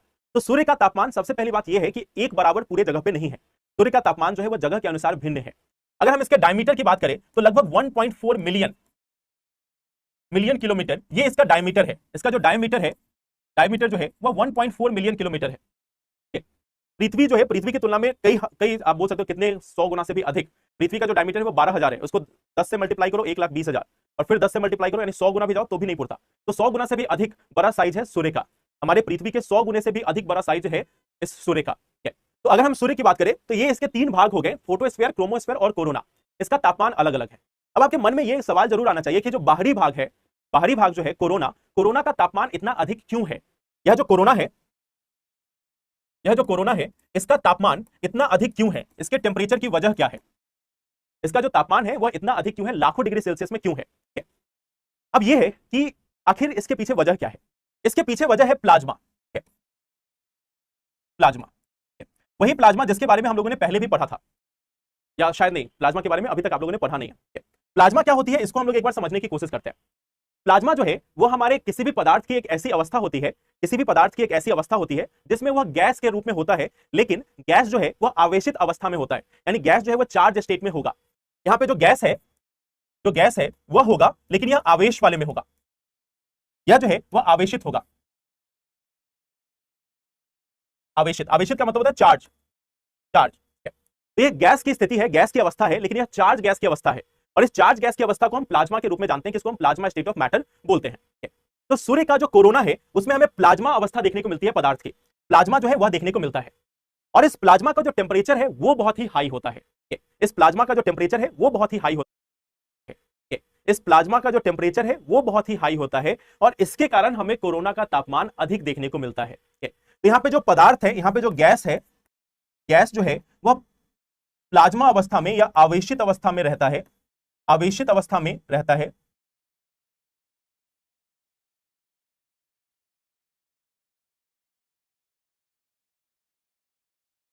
आवेशित अवस्था में रहता है, और इसका जो तापमान है, इसका जो तापमान है वह बहुत ही अधिक होगा, बहुत ही अधिक होगा। इसी के कारण कोरोना का जो हमें तापमान है वह अधिक देखने को मिलता है। अब कारण यह है कि ऐसा हुआ क्यों, यहां पे आखिर प्लाज्मा स्टेट ऑफ मैटर आया कैसे, प्लाज्मा स्टेट ऑफ मैटर जो है वो आया कैसे, ये यहां पे प्लाज्मा पहुंचा कैसे। यहां पे हमने देखा कि कोरोना जो है, कोरोना में गैसियस अवस्था में जो पदार्थ है वह मौजूद है, हाइड्रोजन हीलियम ही होगा, लेकिन प्लाज्मा स्टेट में होगा। प्लाज्मा स्टेट कहने का मतलब वो आवेशित है, आवेशित मतलब चार्ज है, और इसके कारण इसका तापमान जो है वो बहुत ही अधिक है। यहाँ पे जो पार्टिकल्स होते हैं, जो इलेक्ट्रॉन्स होंगे या जो गैस के मॉलिक्यूल्स हो गए, गैस के जो अणु हो गए, उनमें बहुत ही अधिक मात्रा में ऊर्जा जो है वह मौजूद होती है। यहाँ पे ऊर्जा अधिक है, जो ऊर्जा है वह बहुत ही अधिक है, ऊर्जा अधिक है, इसके कारण हमें तापमान अधिक देखने को मिलता है। बट ये प्लाज्मा आया कहां से, तो प्लाज्मा की कहानी इससे पहले स्टार्ट होती है फोटोस्फेयर में। यह जो हमारा हिस्सा है फोटोस्फेयर का, यहां से ये कहानी स्टार्ट होती है। फोटोस्फेयर में होता क्या है, यहां पे मैग्नेटिक फील्ड काम करता है। इसमें जो मैग्नेटिक फील्ड है, जो चुंबकीय क्षेत्र है, चुंबकीय बल जो है वह काम करता है, और चुंबकीय बल जो है वह लगातार बदलता रहता है। इसके अंदर में जो विद्युत चुंबकीय, आप इसको विद्युत चुंबकीय बल बोल सकते हो, इसको आप बोल सकते हो विद्युत चुंबकीय, चुंबकीय क्षेत्र। तो इसके अंदर में जो विद्युत चुंबकीय क्षेत्र है फोटोस्फेयर में, वह लगातार बदलता रहता है, लगातार बदलता रहता है, जिसके कारण कहीं पे टेम्परेचर अधिक, कहीं पे टेम्परेचर कम, ये होता रहता है। अब आपने एक चीज देखा होगा, चैट मुझे लगता है कि बंद ही करना पड़ेगा, क्योंकि बाकी सभी लोग इतिहास और बाकी चीजों की चर्चा कर रहे हैं। बंद कर दिया जाए।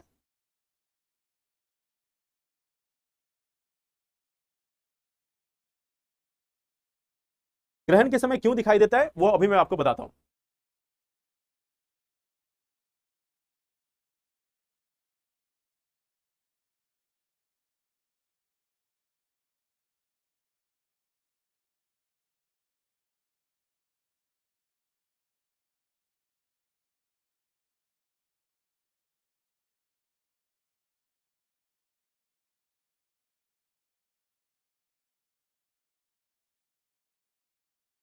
चलिए, तो अभी देखो, अब इसमें फालतू चैट आएगी, मैं बंद कर दूंगा फिर, ठीक है।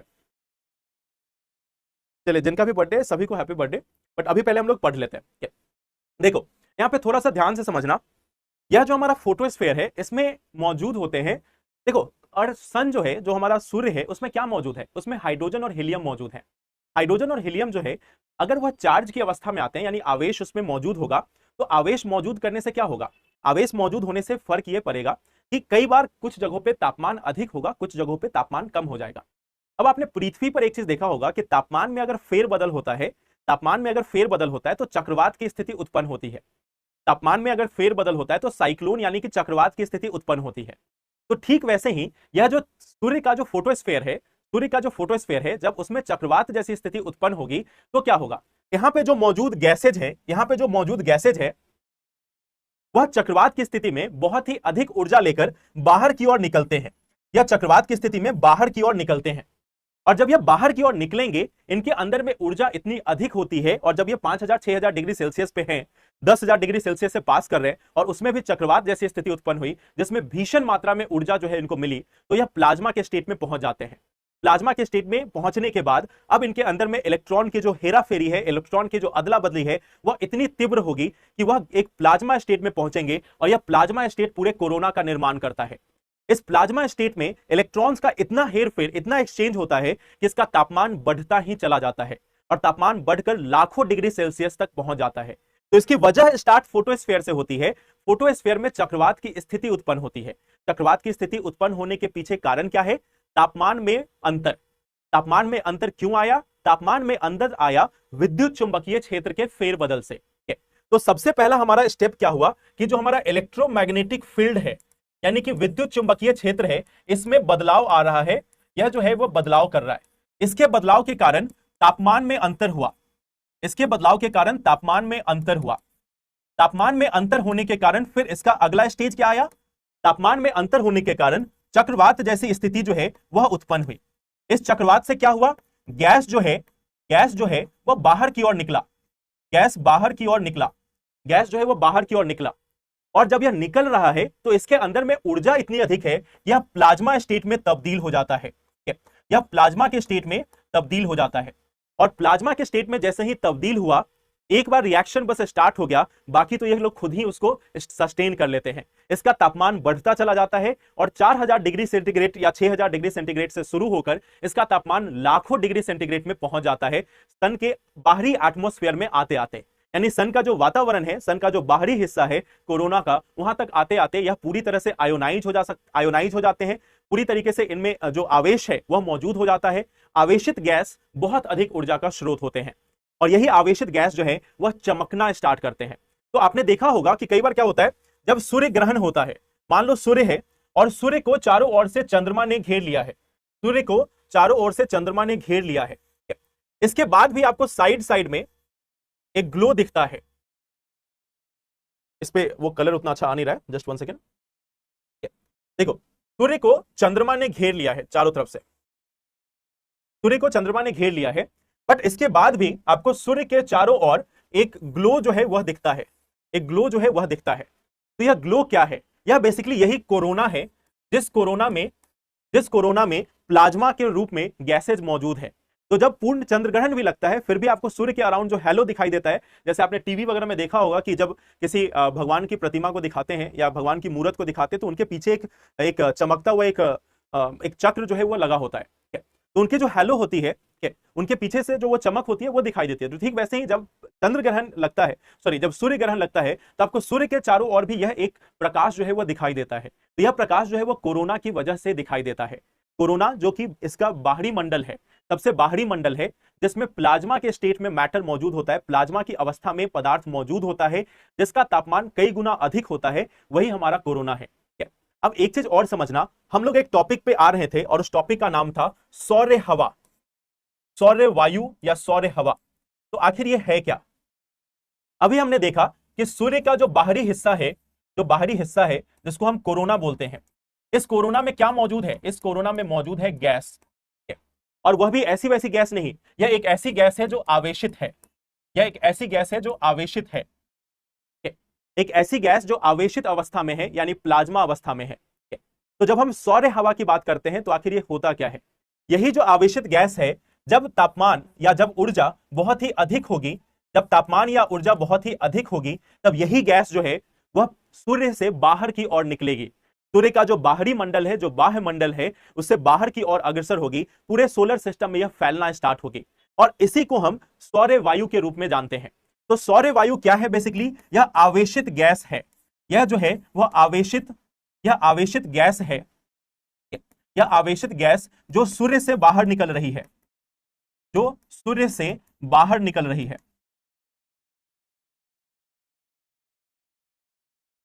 जो सूर्य से बाहर निकल रही है। अब आप एक चीज सोच कर देखना, जरा कभी कभी साइंस के बारे में सोच कर देखो, आपको मालूम चलेगा कितना इंटरेस्टिंग है। एक सूर्य जिसकी परिक्रमा सभी ग्रह कर रहे हैं, वैसे ग्रह जैसे कि बृहस्पति जो बहुत ही बड़ा ग्रह है, पृथ्वी और इसके साथ साथ 8 और ग्रह जिस सूर्य की परिक्रमा कर रहे हैं, हजारों लाखों की संख्या में जो एस्ट्रॉइड्स हैं, एस्ट्रॉइड्स यानी कि क्षुद्र ग्रह, धूमकेतु, उल्कापिंड, जो सभी सूर्य की परिक्रमा कर रहे हैं, सूर्य के गुरुत्वाकर्षण के बल के कारण वह उससे जुड़े हुए हैं। अब आप यहीं पर यह सोच कर देखो कि वह सूर्य जिससे यह काफी ज्यादा दूर है, पृथ्वी जो 15 करोड़ किलोमीटर की दूरी पर है, इस सूर्य से 15 करोड़ किलोमीटर की दूरी पर है, और बाकी ग्रह जो और कई अनेक हजारों हजारों करोड़ किलोमीटर की दूरी पर है, वह सभी इस सूर्य के गुरुत्वाकर्षण बल से घिंचे आते हैं या घिंचे रहते हैं। और उसी सूर्य से कुछ छोटे छोटे गैस के अणु अगर बाहर निकल रहे हैं, तो आप यह बस सोच कर देखना या कल्पना करके देखना कि उनके अंदर में आखिर इतनी ऊर्जा है कि वह सूर्य की गुरुत्वाकर्षण बल को हराकर वहां से बाहर निकल रहे हैं।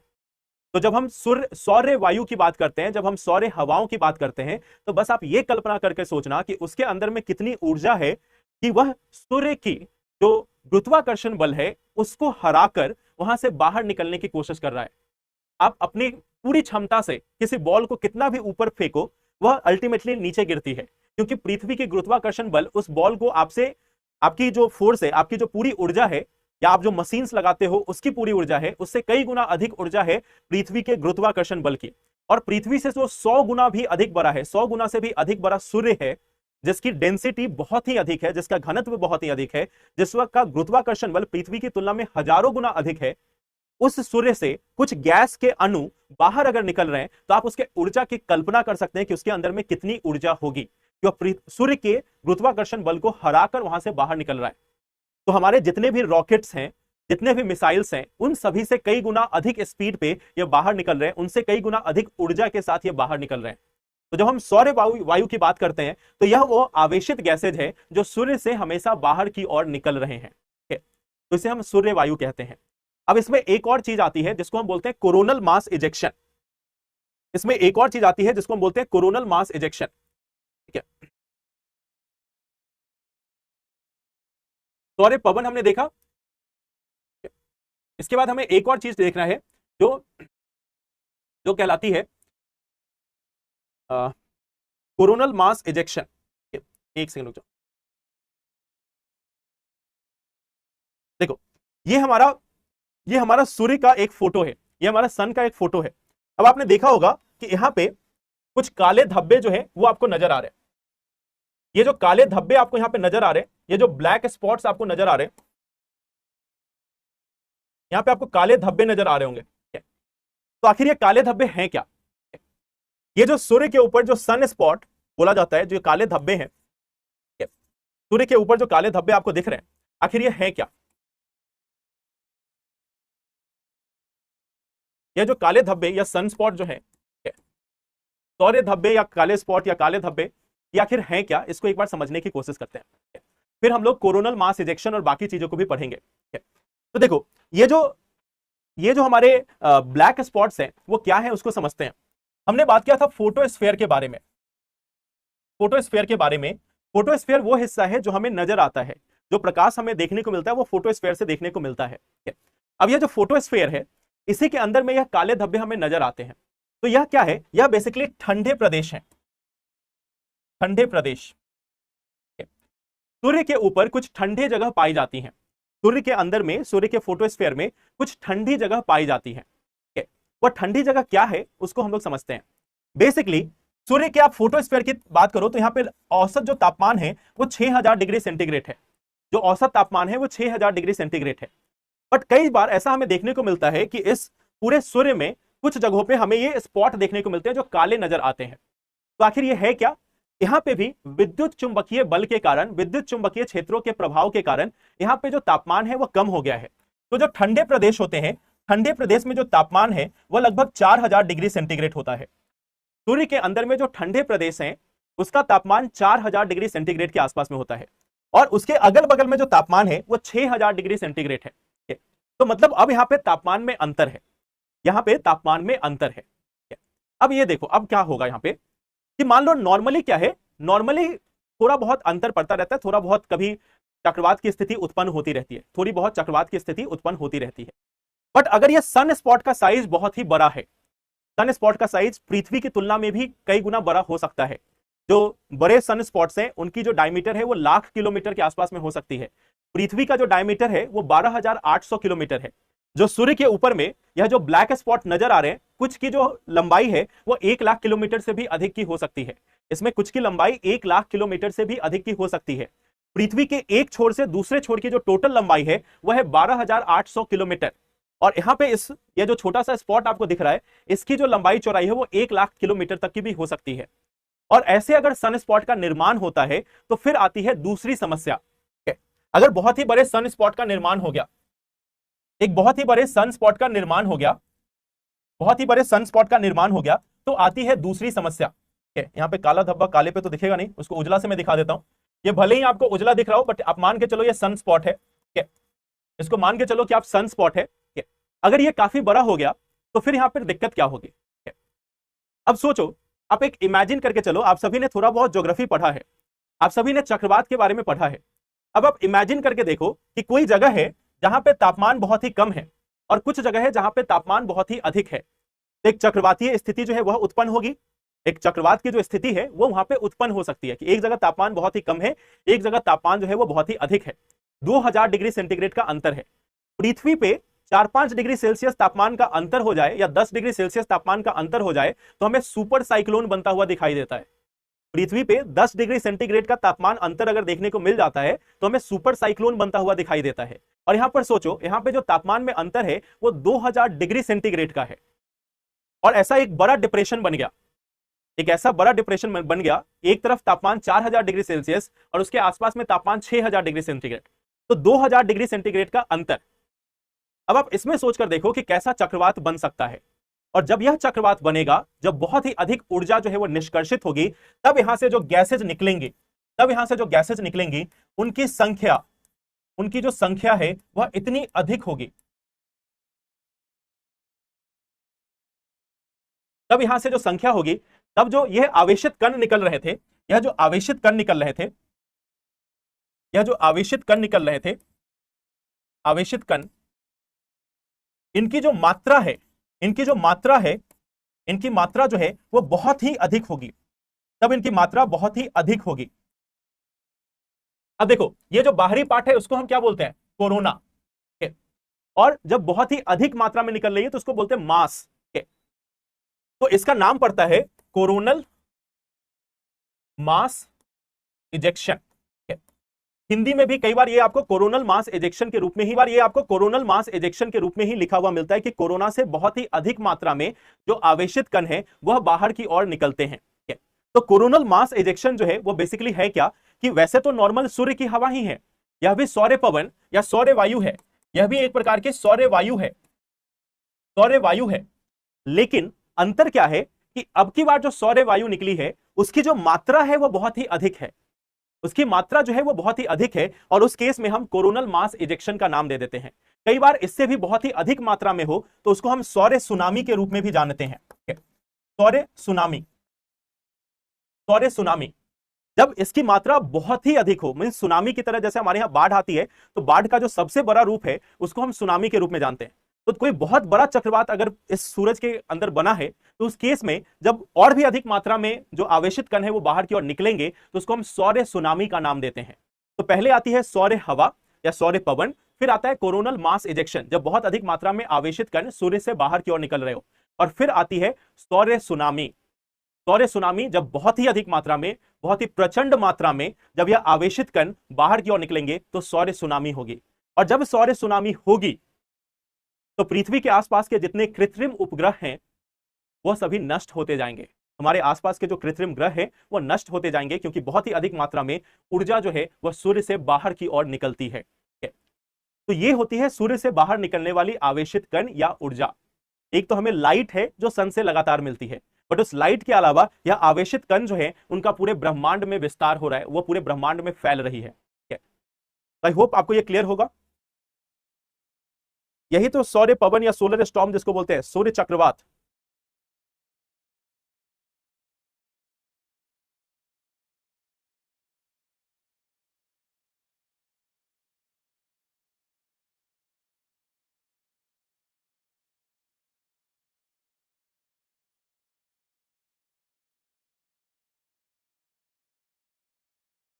हाँ, सौर्य सुनामी का इफेक्ट क्या होगा, देखो अब आप ये मान के चलो कि मान लो ये हमारा सूर्य है, ये हमारी पृथ्वी है, तो सौर्य हवाएं जो पृथ्वी की ओर आती हैं, तो सौर्य हवाएं जो पृथ्वी की ओर आती हैं, तो अगर ये पृथ्वी पे पहुंच जाए निर्विरोध, यानी इनका किसी और से सामना ना हो और यह निर्विरोध तरीके से पृथ्वी की वातावरण में पहुंच जाए, या पृथ्वी के ऊपर पहुंच जाए तो फिर ऐसा नहीं कि हमारे मानवों पर कोई प्रभाव पड़ेगा या जो पशु पक्षी हैं उन पर कोई प्रभाव पड़ेगा।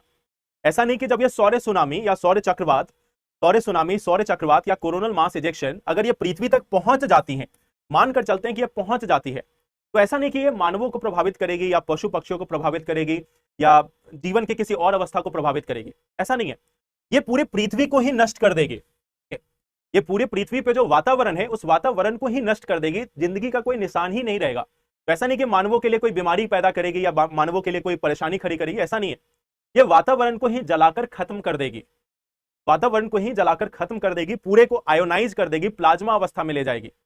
और फिर उस कंडीशन में मनुष्य क्या, बैक्टीरिया का बचना भी संभव नहीं होगा। यहाँ पे बैक्टीरिया का भी बचना संभव नहीं होगा। तो ये चीज आपको यहाँ पर ध्यान रखना है। यहाँ पे जो तापमान है, ये समझो यहाँ से जो तापमान है वो 10 लाख डिग्री सेंटीग्रेड तक है। 10 लाख डिग्री सेंटीग्रेड तक के तापमान से यह निकल रही है। और 10 लाख सेंटीग्रेड तापमान की ऊर्जा के साथ अगर कोई चीज सूर्य का गुरुत्वाकर्षण बल छोड़कर पृथ्वी की ओर निकल रही है, तो जब वो यहां तक पहुंचेगी तो तापमान नहीं बढ़ाएगी, जलाकर भस्म कर देगी। तो ये अभी हम तक नहीं पहुंच पाती है, इसका क्या कारण है उसको भी हम लोग देखेंगे कि आखिर ये कोरोनल मास इजेक्शन हम तक पहुंच क्यों नहीं पाती, उसके पीछे भी जो लॉजिक है फिर उसको भी हम लोग देखेंगे अभी। मतलब हम लोग बच जाएंगे। सन स्पॉट वह जगह है जहां पे सूर्य के अंदर में तापमान जो है वो कम होता है। सन स्पॉट वह जगह है जहां आसपास की तुलना में जहां पे तापमान कम होता है वह ब्लैक कलर का नजर आता है और उसे हम सन स्पॉट कहते हैं। ऐसा होता क्यों है? विद्युत चंबकीय बल के बदलाव के कारण।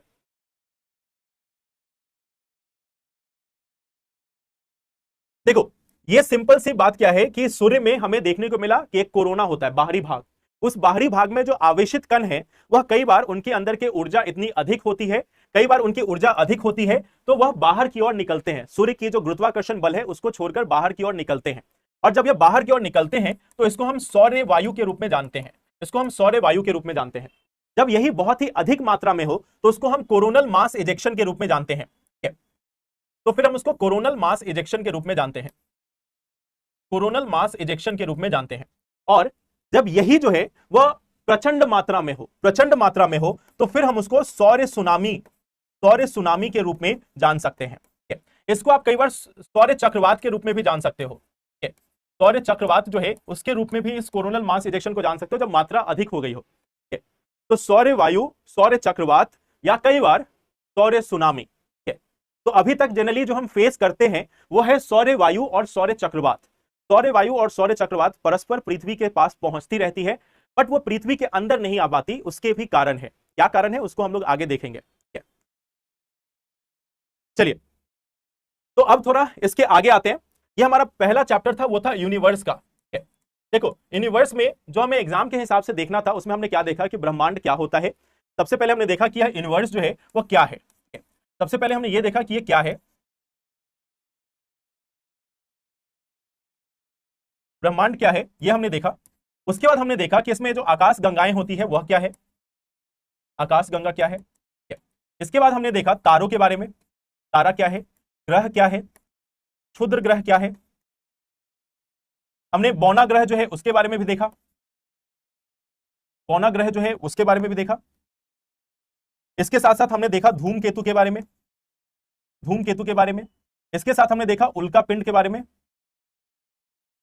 उल्का पिंड के बारे में। तो ये सारी चीजें देखनी। तारों में हमने पढ़ा सूर्य के बारे में, सूर्य के बारे में। और सूर्य में हमने जो सौर्य, सौर्य वायु, सौर्य चक्रवात, सौर्य चक्रवात या सौर्य सुनामी, ये सभी चीजों को हमने देखा। ये सब आखिर होते क्या हैं, ये यूनिवर्स में हमने देखा। यूनिवर्स में हमने साथ में कुछ और चीजें देखी थी, जैसे कि डार्क मैटर, डार्क मैटर। साथ में हमने देखी डार्क एनर्जी, डार्क ऊर्जा। डार्क ऊर्जा क्या है यह भी हमने देखी। एंटी मैटर क्या है, एंटी मैटर क्या है, यह चीज भी हम लोगों ने देखी है। एंटी मैटर क्या है यह भी हमने देखा है। अब आप लोगों से एक रैंडम सवाल है मेरा,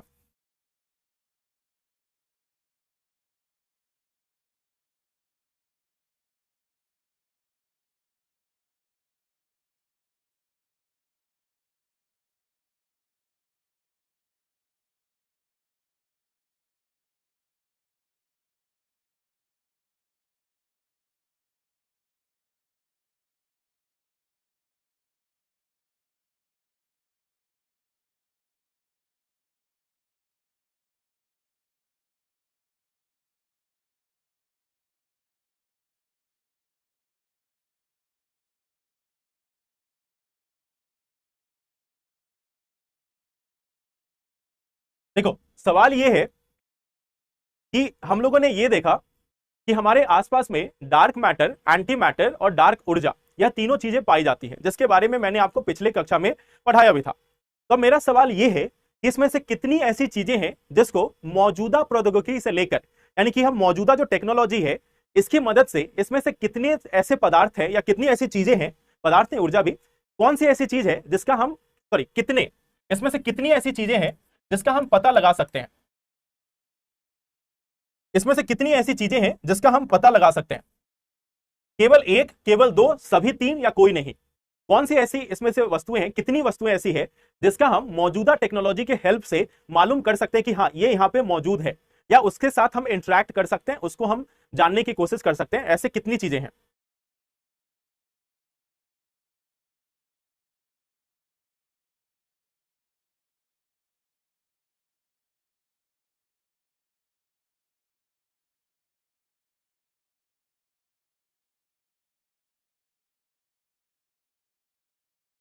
कुछ लोगों का आंसर ए है, कुछ का बी भी है।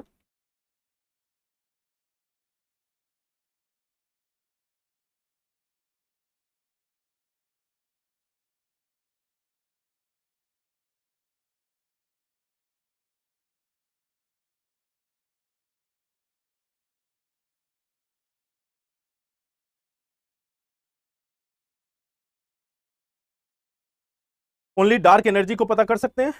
देखो यहां पे हम लोगों ने पढ़ा था कि डार्क मैटर और डार्क ऊर्जा, इनके बारे में हम बस अनुमान लगाते हैं, इनके बारे में हम सिर्फ अनुमान लगाते हैं। यह जो एंटी मैटर है इसका मैंने आपको एग्जाम्पल भी दिया था कि हमारे पास एक एग्जाम्पल है पॉजिट्रॉन।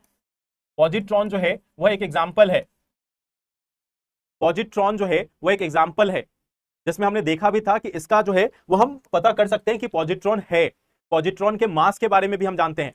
तो आज के समय में सिर्फ एंटी मैटर ऐसा है जिसकी हम मालूम कर सकते हैं, डार्क एनर्जी और डार्क मैटर के बारे में हम अनुमान लगाते हैं। तो टेक्नोलॉजी के हिसाब से हम सिर्फ एंटी मैटर को डिटेक्ट कर पाते हैं, डार्क मैटर, डार्क ऊर्जा जो है वो अनुमानित है। इसीलिए मैंने बोला था कि इसका नाम डार्क रखा गया है, क्योंकि अभी तक इसके बारे में हमें नॉलेज नहीं है। तो इस चीज का आपको याद रखना है, इसका हम अनुमान लगाते हैं, ये हमारे पास प्रमाण है। या क्यों गायब हुआ इसको लेकर हमारे पास प्रमाण नहीं है, लेकिन है, कुछ मौजूद है, ये हमें मालूम है। ब्लैक होल, देखो ब्लैक होल क्या है, ब्लैक होल क्या होता है कि जैसे देखो मान लो दो अलग अलग तारे हैं, दो तारे हैं, वह काफी बड़े तारे हैं, दोनों आपस में एक दूसरे की परिक्रमा करने लगे, दोनों जो है वह एक दूसरे के काफी क्लोज आ गए, दोनों एक दूसरे के काफी क्लोज आ गए और यह परिक्रमा करते जा रहे, एक दूसरे की परिक्रमा करते जा रहे। परिक्रमा करते करते बाद में एक ऐसी स्थिति आ गई जब ये आपस में कोलैप्स हो गए, आपस में जाकर मिल गए। अब जब ये मिलेंगे तो सोचो एक स्टार है, एक स्टार के पास ऑटोमेटिकली बहुत ही अधिक मात्रा में पदार्थ जो है वह होते हैं, इसकी जो गुरुत्वाकर्षण बल है वो ऑटोमेटिकली बहुत ही अधिक है। दूसरा स्टार आया, वह भी आके मिल गया। अब सोचो इनका जो टोटल मास होगा वो बहुत ही अधिक हो जाएगा, टोटल मास जो है वो बहुत ही अधिक हो जाएगा, और ऐसे में एक बहुत ही घने पदार्थ का निर्माण होगा। वह घना पदार्थ इतना घना होगा, उसकी डेंसिटी इतनी अधिक होगी, इसकी डेंसिटी इतनी अधिक होगी, इसका गुरुत्वाकर्षण बल, इसका जो ग्रेविटेशन है, इसका जो ग्रेविटेशन है वह बहुत ही अधिक हो जाएगा, इतना अधिक हो जाएगा कि इससे जो प्रकाश निकल रही है वह प्रकाश भी इससे बाहर नहीं आ पाएगी, यह जो प्रकाश है वह भी इससे बाहर नहीं निकल पाएगी, और फिर हम बोलते हैं कि यह ब्लैक होल बन चुका है। यह अपनी ओर सभी चीजों को आकर्षित करने लगता है, सभी जो चीजें हैं वह इसकी ओर आकर्षित होने लगती है, तो इसी को हम ब्लैक होल बोलते हैं। अब आप ये सोचकर देखो, हमारे पूरे ब्रह्मांड में कई सारे ब्लैक होल हैं, हमारे पूरे ब्रह्मांड में कई सारे ब्लैक होल हैं, और इन ब्लैक होल की एक टेंडेंसी होती है, इनकी एक क्षमता होती है, इनका एक गुण होता है कि यह सभी वस्तुओं को अपनी ओर आकर्षित करते हैं। लाइट जिसपे हम कंट्रोल नहीं कर सकते, उस लाइट को तक यह बाहर नहीं निकलने देता। अब सोचो कोई एक वस्तु रखी हुई है, उस वस्तु का इतना प्रभाव है कि वह यहां से निकलने वाली लाइट तक को वापस खींच ले रही है कि नहीं तुम भी बाहर नहीं जा सकते। मैटर तो दूर की बात है, जैसे हम पृथ्वी पे किसी चीज को ऊपर फेंकते तो वो नीचे आती है, लेकिन आप सोचो पृथ्वी से लाइट निकल रही है और उस लाइट को वापस खींच ले, वह हमारा बनता है ब्लैक होल। तो ब्लैक होल एक ऐसी स्थिति है हमारे ब्रह्मांड में जहां पर सभी चीजें उसकी ओर आकर्षित होती है, लाइट भी उसकी ओर आकर्षित होती है। अब आपके मन में यह सवाल जरूर उठना चाहिए कि जब हमारे ब्रह्मांड में, जब हमारे यूनिवर्स में ऐसे ब्लैक होल्स हैं, हमारे ब्रह्मांड में ऐसे हजारों की संख्या में ब्लैक होल्स हैं, तो फिर यह ब्रह्मांड में बाकी वस्तुएं कर क्या रही हैं? क्या वह उस ब्लैक होल से आकर्षित नहीं हो रही है? क्या वो उस ब्लैक होल की तरफ नहीं बढ़ रही है? आंसर है बढ़ भी रही है और नहीं भी बढ़ रही है। आंसर इज कि वो बढ़ भी रही है और साथ ही नहीं भी बढ़ रही है। तो ऐसा है क्यों? और उसी के पीछे का कॉन्सेप्ट है डार्क एनर्जी। उसी के पीछे का कॉन्सेप्ट है डार्क एनर्जी, क्योंकि हम सभी ने पढ़ा कि अगर ब्लैक होल है, ब्लैक होल में जितने भी इसके आसपास के तारे और ग्रह हैं, सभी को इस ब्लैक होल में जाकर समा जाना चाहिए था। इस पूरे ब्रह्मांड में जितनी भी चीजें हैं उनको ब्लैक होल में समा जाना चाहिए था और बड़े ब्लैक होल का निर्माण होना चाहिए था। और हर एक चीज जो एग्जिस्ट करती है वो खत्म हो जानी चाहिए थी। हर एक तारे, हर एक ग्रह, हर एक क्षुद्र ग्रह, हर एक धूमकेतु जो एग्जिस्ट करता है उसको खत्म हो जाना चाहिए था। उन सभी को ब्लैक होल के फॉर्म में अंदर चले जाना चाहिए था, एक सघन, एक बहुत ही सघन पदार्थ के रूप में। इवन ऊर्जा जो है वह भी खत्म हो जानी चाहिए थी। लेकिन इन सभी के बावजूद हम क्या देख रहे हैं कि ऐसा नहीं होता। क्यों नहीं होता? उसी के पीछे का कॉन्सेप्ट है डार्क एनर्जी। उसी के पीछे का कॉन्सेप्ट है कि डार्क एनर्जी की इतने गुरुत्वाकर्षण बल होने के बावजूद हम क्या देख रहे हैं कि ब्रह्मांड का एक्सपेंशन हो रहा है। ब्रह्मांड जो है वो और विस्तारित हो रहा है। ऐसा नहीं कि वो ब्लैक होल में सिमटता जा रहा है, वो और बड़ा होता जा रहा है। और क्यों बड़ा हो रहा है? इसके पीछे ऊर्जा क्या है? जब उस ऊर्जा के बारे में हमें मालूम नहीं है तो हम बोलते हैं कि वो डार्क एनर्जी है। तो आई थिंक अब आपको डार्क एनर्जी का कॉन्सेप्ट थोड़ा और क्लियर हुआ होगा।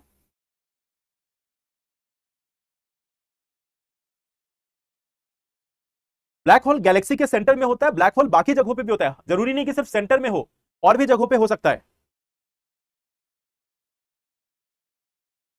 ब्लैक होल में जाने वाली चीजें उसी के साथ समा जाती हैं, उसी के साथ मर्ज हो जाती हैं।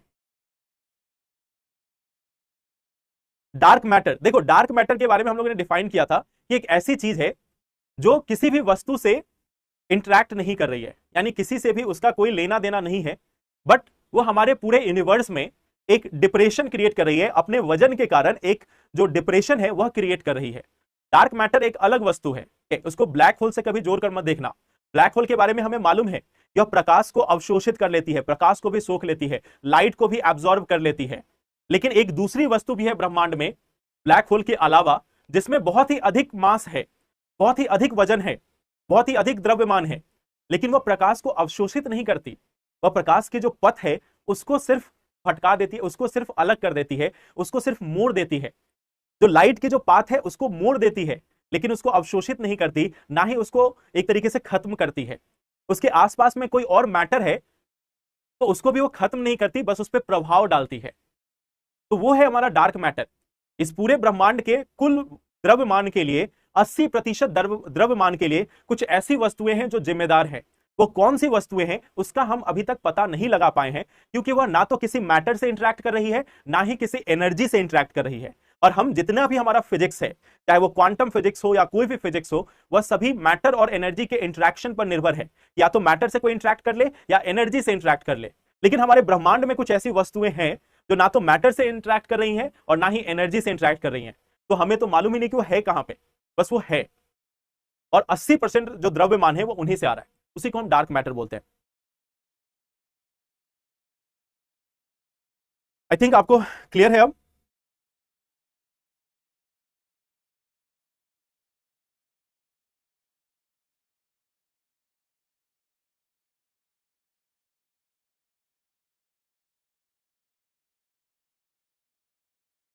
जब घनत्व बढ़ता है तो वस्तु से करती है, तो इसमें बात कैसे रही है?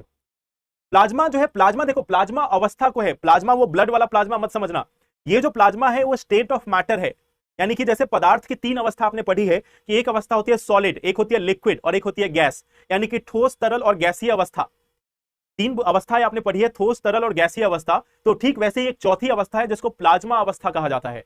प्लाज्मा अवस्था एक ऐसी अवस्था है जिसमें वैसे तो गैस की तरह है, लेकिन यह सिर्फ गैस नहीं है। यह गैस जो है वो आवेशित गैस है। तो जब आवेशित गैस मौजूद होती है तो उसको हम पदार्थ की चौथी अवस्था कहते हैं, जिसको प्लाज्मा के रूप में जाना जाता है। तो ब्लड के प्लाज्मा को उसमें जोड़कर मत देखना, यह प्लाज्मा अलग है, यह मैटर के अवस्था को बताता है।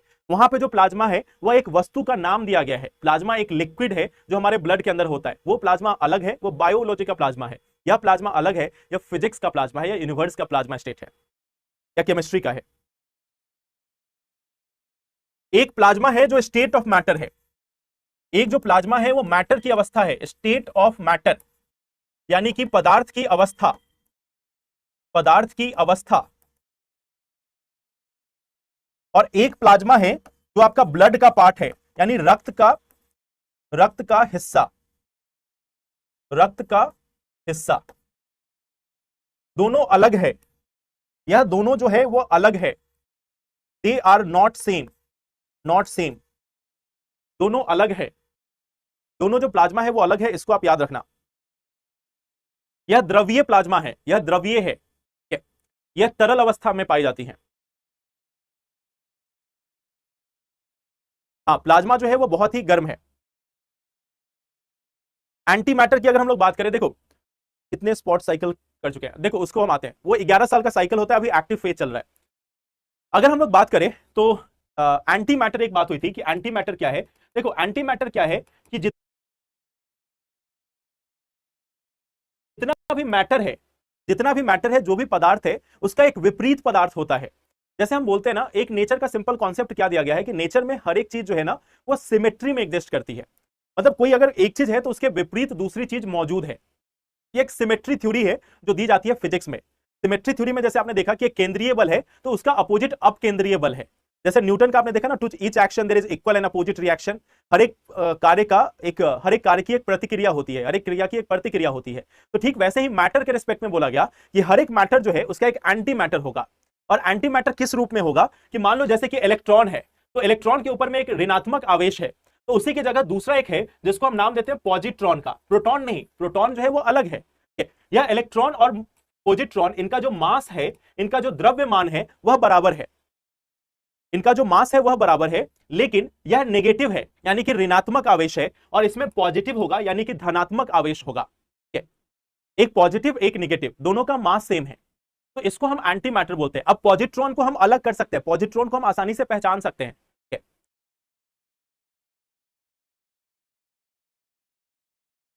प्लाज्मा दो चीजें हैं। पहला प्लाज्मा जो हमारी अवस्था है मैटर की जो अवस्था है, पदार्थ की जो अवस्था है, उसको हम प्लाज्मा कहते हैं। दूसरा है रक्त का जो हिस्सा है, ब्लड का जो पार्ट है, वह एक प्लाज्मा है। तो दोनों अलग अलग है। देखो ज्वालामुखी से प्लाज्मा स्टेट में गैसेज निकल सकती हैं, ज्वालामुखी से प्लाज्मा के स्टेट में गैसेज निकल सकती हैं, तो वो ये पदार्थ की अवस्था वाली प्लाज्मा की बात होती है। ठीक है श्रेया, इसके बारे में बात कर लेंगे। ठीक है, आई होप ये क्लियर है। मास इक्वल होने से क्या वो डिस्ट्रॉय करेगा? देखो डिस्ट्रॉय करने की बात ही नहीं है। अच्छा एक चीज समझना, ऐसा नहीं कि मैटर और एंटी मैटर जो है इनके बीच में कोई लड़ाई है, इनके बीच में लड़ाई नहीं है, ये बस एक दूसरे के विपरीत हैं। ये जो है वो बस एक दूसरे के विपरीत है, ऐसा नहीं कि वो एक दूसरे को नष्ट कर रहे हैं, वह एक दूसरे के विपरीत हैं।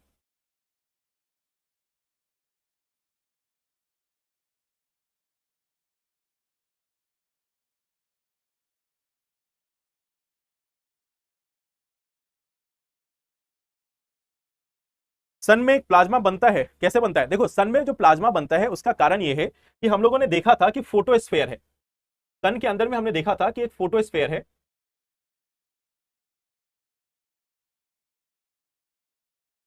एक सेकंड, सन में प्लाज्मा कैसे बनता है वो मैंने आपको यहां पे बताया था, चलो मैं फिर से ही बता दे रहा हूं कि आखिर प्लाज्मा ये बनता कैसे है। देखो हमने देखा था ये जो हमारा सूर्य है इसके अंदर में एक तो कोर हो गया, कोर के बाद एक हिस्सा है, एक हिस्सा है जिसको हम बोलते हैं फोटोस्फेयर। फोटोस्फेयर यह वो हिस्सा है, यह वो हिस्सा है जिसमें हमें प्रकाश जो है वो निकलता हुआ दिखाई देता है, इसी हिस्से से हमें प्रकाश निकलता हुआ दिखाई देता है।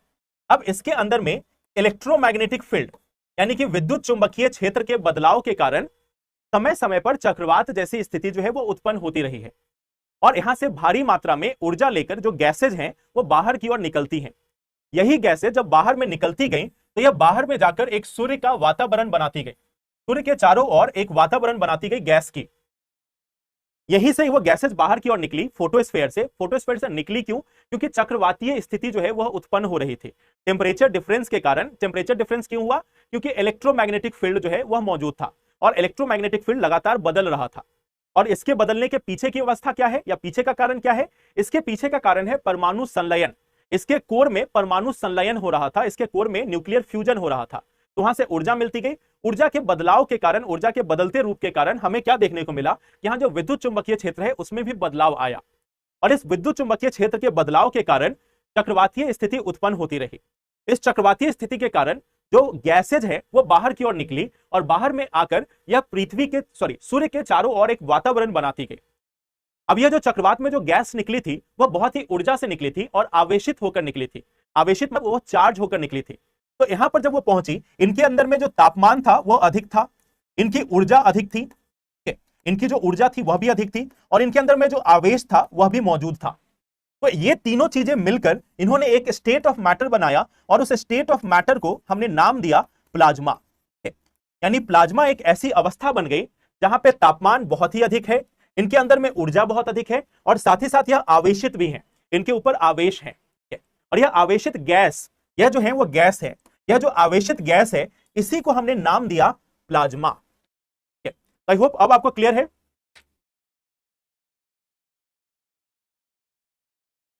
आई होप अब आपको क्लियर है।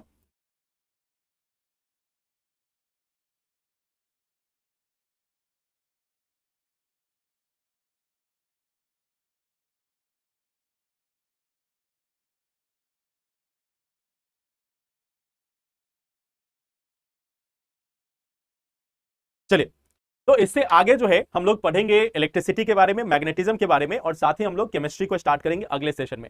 अगले बार जो सेशन होगा आई होप मोस्ट प्रोबेबली अगले संडे को ही होगा या सैटरडे को होगा। तो उसमें हम लोग लगभग 4 घंटे की क्लास करेंगे ब्रेक के साथ। 2 घंटे, उसके बाद कुछ ब्रेक ले लेंगे 15-20 मिनट का, आधे घंटे का, और फिर हम लोग केमिस्ट्री का पोर्शन देखेंगे। तो अगले सेशन में आप लगभग 4 घंटे के लिए तैयार रहना। पहले से मैं आपको 1 वीक पहले से सूचित कर रहा हूं कि जितना भी खाने पीने का इंतजाम करना है, पार्ले जी या फिर जो भी आपको खाना है वो खाना पहले से लेकर बैठना। अगले सेशन में जब हम लोग बैठेंगे तो हम लोग 4 घंटे का सेशन रखेंगे, ठीक है? तो पहले से खाना पीना खा के बैठना, ठीक है? सूर्य भी ब्लैक होल में परिवर्तित हो सकता है। देखो, ये तो तब हो सकता है जब सूर्य किसी और ग्रह से टकराएगा, नहीं तो वो बौना ग्रह बनकर ड्वार्फ स्टार बनकर रह जाएगा।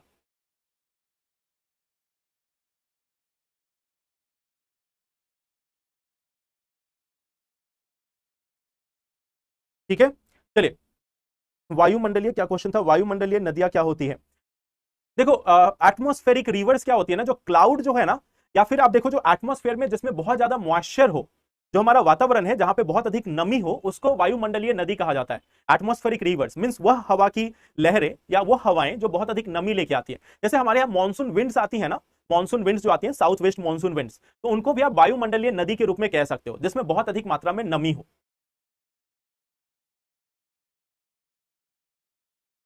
डिजास्टर मैनेजमेंट की क्लास ले लो, ठीक है। राजीव जिन्होंने भी बोला है, मैं एक बार बात करता हूं और फिर आपके उसको अनुसार आपको बता दिया जाएगा। ठीक है, बैच की वैलिडिटी, अच्छा एक चीज बताओ, बैच की वैलिडिटी के लिए आपको एक बार संपर्क करना पड़ेगा ना, बैच की वैलिडिटी के लिए आपको एक बार कांटेक्ट करना पड़ेगा एडमिनिस्ट्रेशन में, ठीक है? फिजिक्स में 2 चैप्टर और बचे हुए हैं, इलेक्ट्रोमैग्नेटिक और सॉरी इलेक्ट्रिक और मैग्नेटिक।